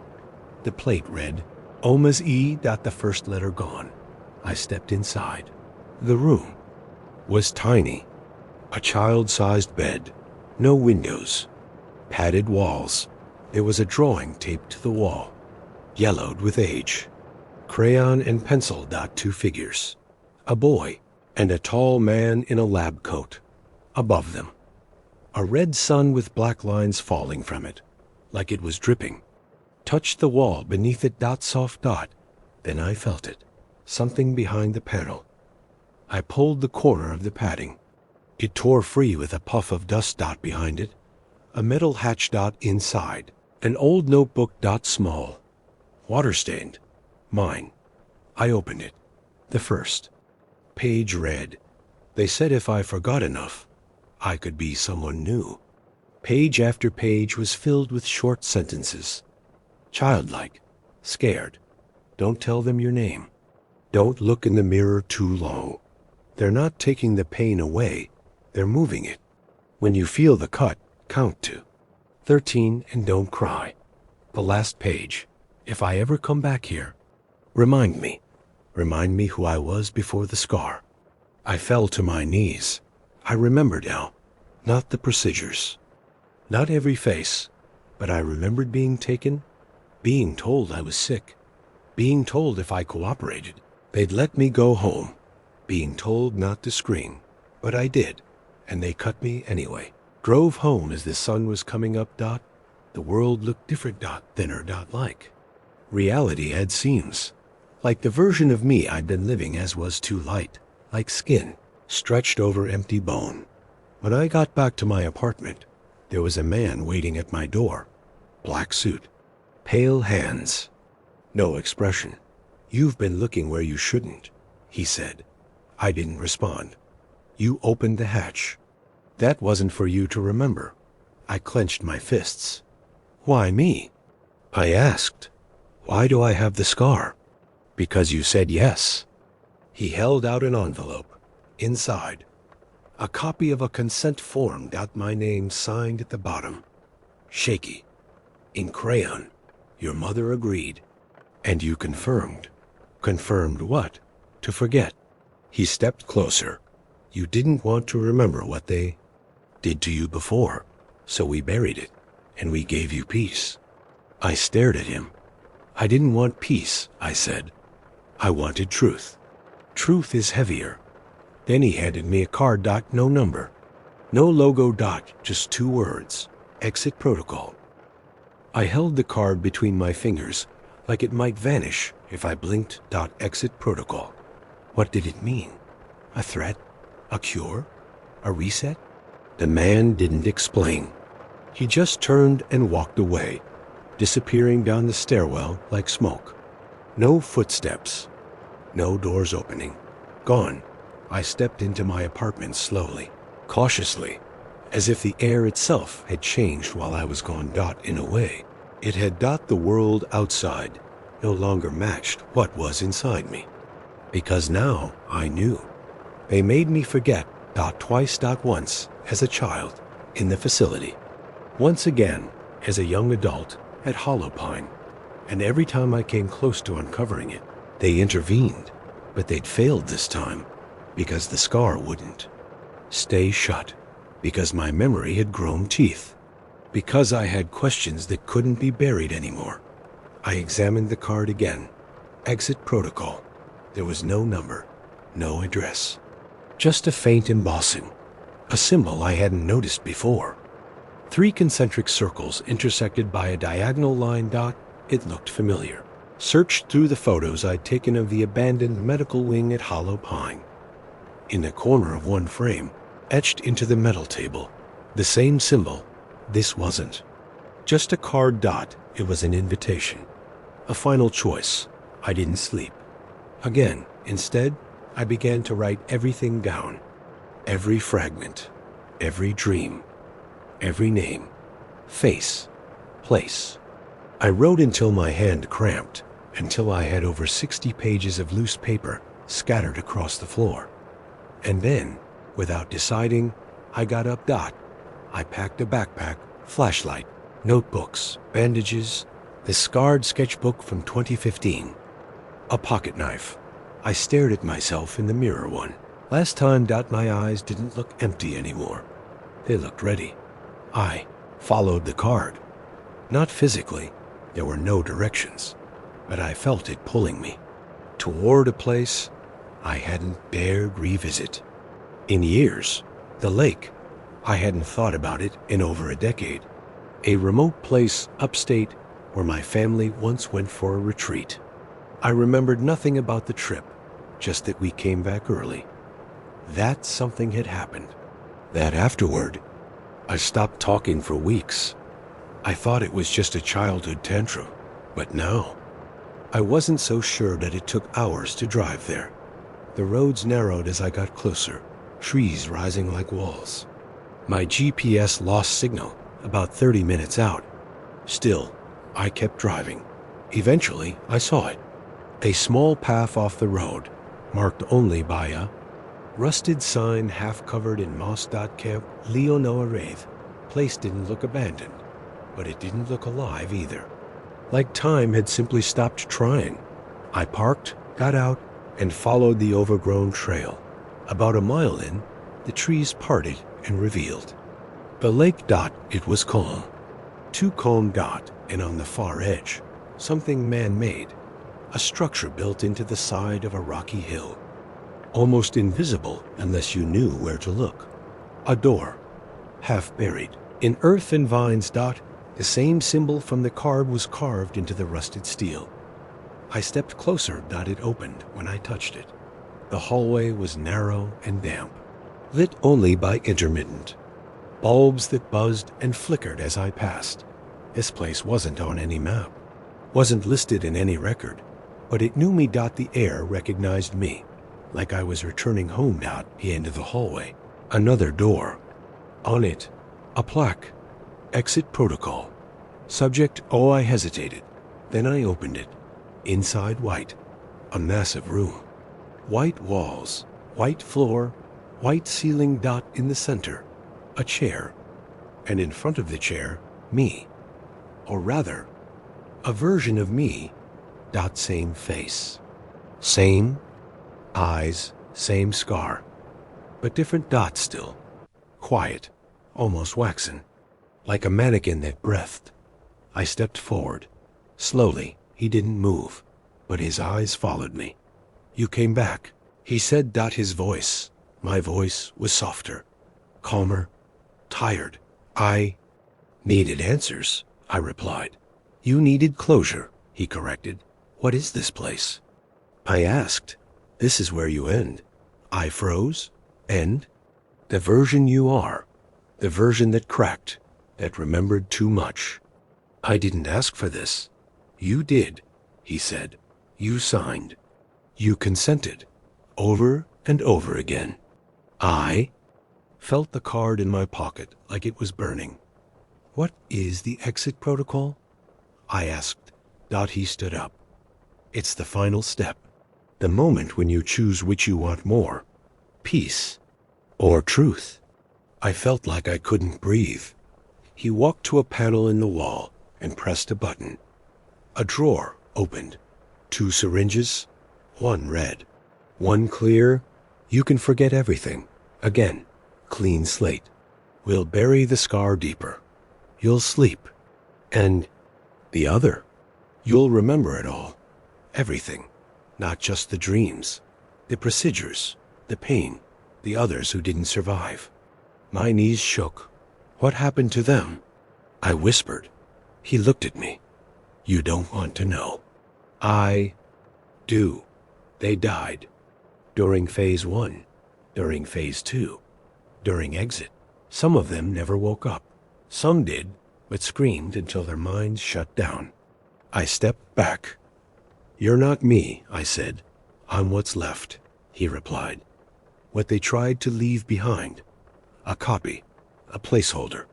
But you came back. He held out the red syringe. If you take this, you wake up tomorrow, and none of this will have ever happened. You'll be happy. And if I take the clear one, you'll never sleep again. But you'll know who you are. My hands trembled. Reached forward, paused, and then I took the clear one. I looked at him one last time. You were never me, I said. No, he said. I was just the scar. And then he was gone. The moment the syringe pierced my skin, I felt everything. Not pain. Not at first. It was deeper than pain. A sharp flood of clarity, rushing through my bloodstream like ice water and electricity at once. The world spun. My vision blurred. My ears rang and then memories. Not dreams. Not nightmares. Memories. They came fast. Too fast. The white room. The padded chair. The masked man who whispered, "We'll make it better this time." The first cut. The second. The crying. My own voice screaming numbers backwards. 13, 12, 11. A child's voice. Then silence. A therapist's office with drawings on the wall. Being told to call myself Thomas now. Being told that place was never real. But I remembered the red room. The humming machine. The numbers scratched into my arm. 311. Not my name, but a placeholder. I saw other children, blank-eyed, lobotomized by grief. Some laughing. Some hollow. Some not there the next day. Then older, being taken back to Hollow Pine. Strapped again. Being told, "You're regressing. This will help." The procedure was different that time. Sharper. A new scar. My scar. The moment they implanted it, not just in my body, but in my mind, a physical lock. A flesh key. If I ever touched it, truly touched it, the protocol would activate. Bats. What had happened? I had been rewinding my own mind, over and over. And this time, I made it back to the beginning. When I woke, I was still in the room, but the other version of me was gone. The chair was empty. The syringes were gone, and the door had disappeared. I was alone, but I wasn't scared. Not anymore, because I wasn't split, not fractured, not a ghost in someone else's body. I was whole. For the first time, walked back through the hallway, The lights didn't flicker now. They were steady, soft, like a path being lit for someone walking home after a long time away. When I emerged into the forest, the sky was pale blue. Early morning birds chirped. The air smelled clean. The world hadn't changed, but I had, and it was enough. In the weeks that followed, I didn't speak to anyone. Not Alec, not my mother, not even myself. I burned the journals, buried the photograph. I sat with the scar. It didn't vanish.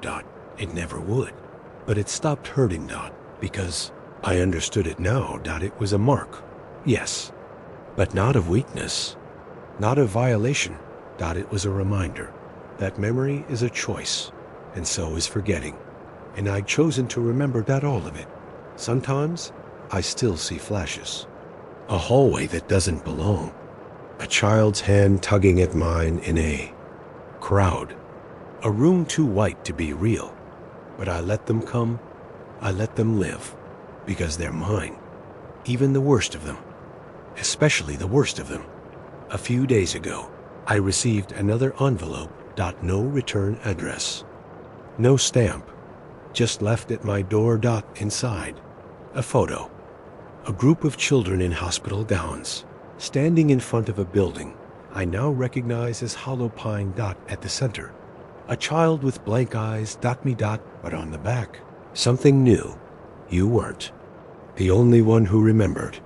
I turned the photo over again, looked closer.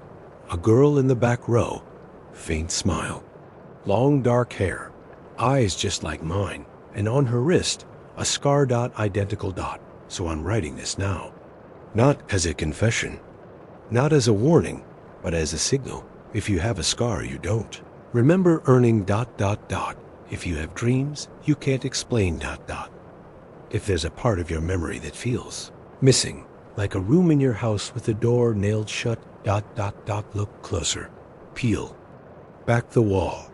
Because the truth doesn't stay buried forever. It leaves marks. And scars. And sometimes, if you listen closely enough, it whispers your name.